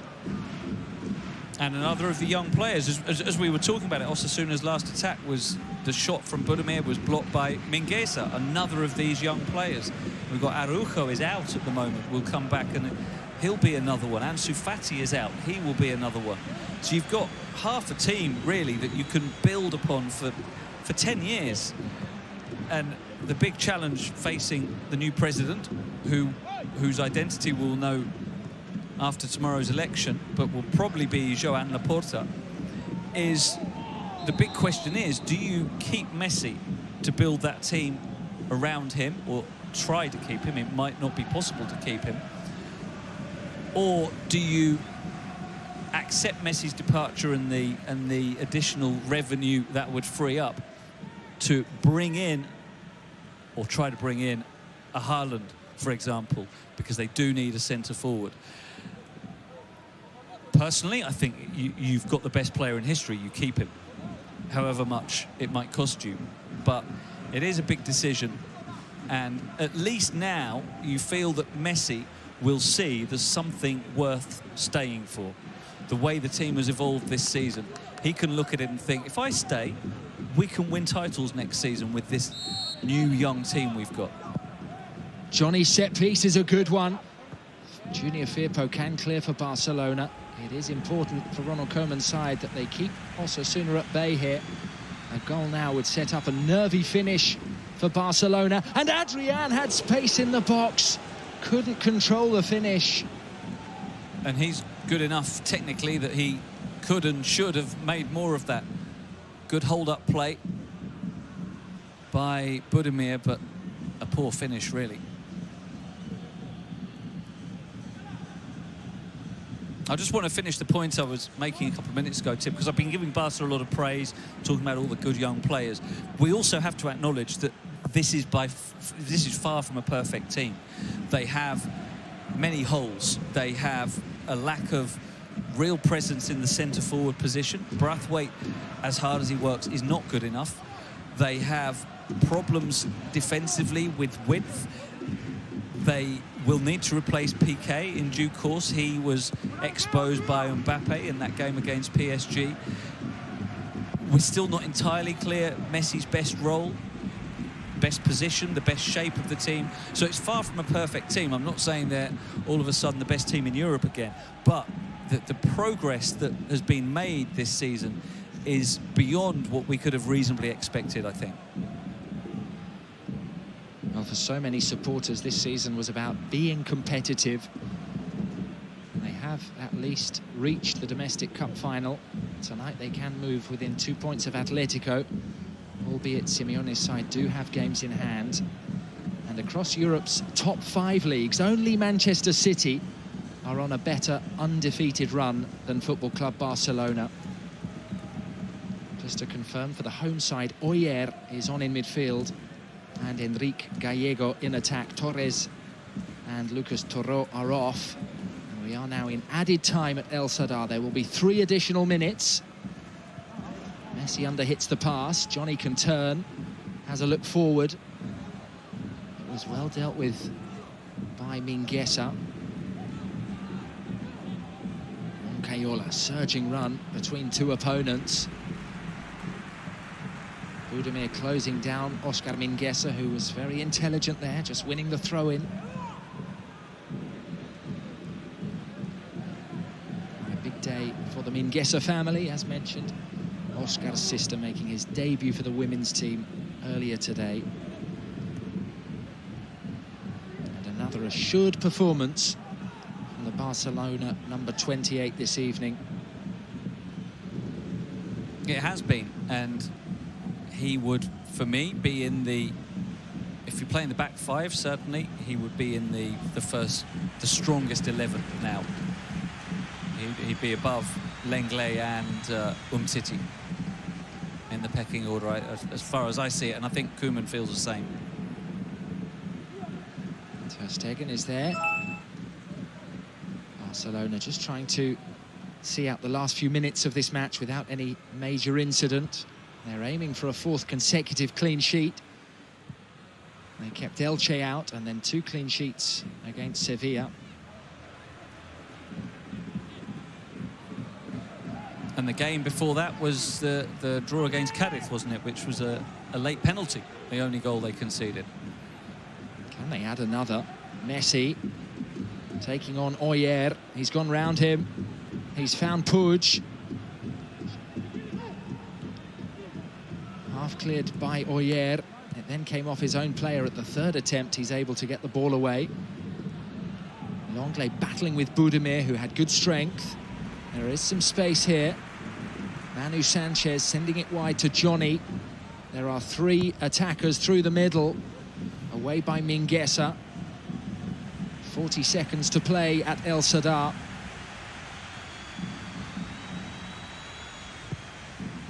A low cross, and once again Mingueza with the clearance.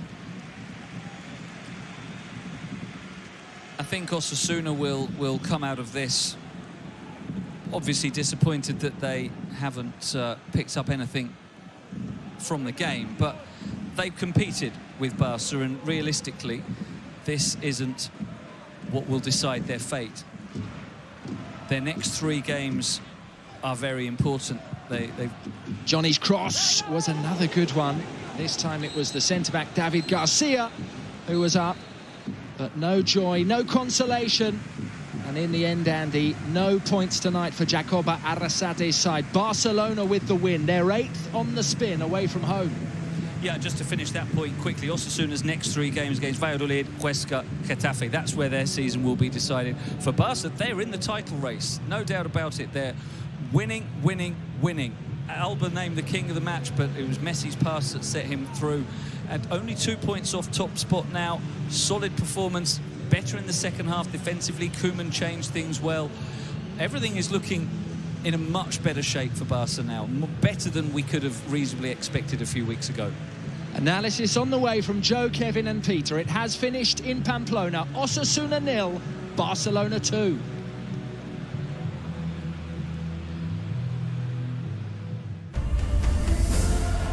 To overcome any difficulty, you must work hand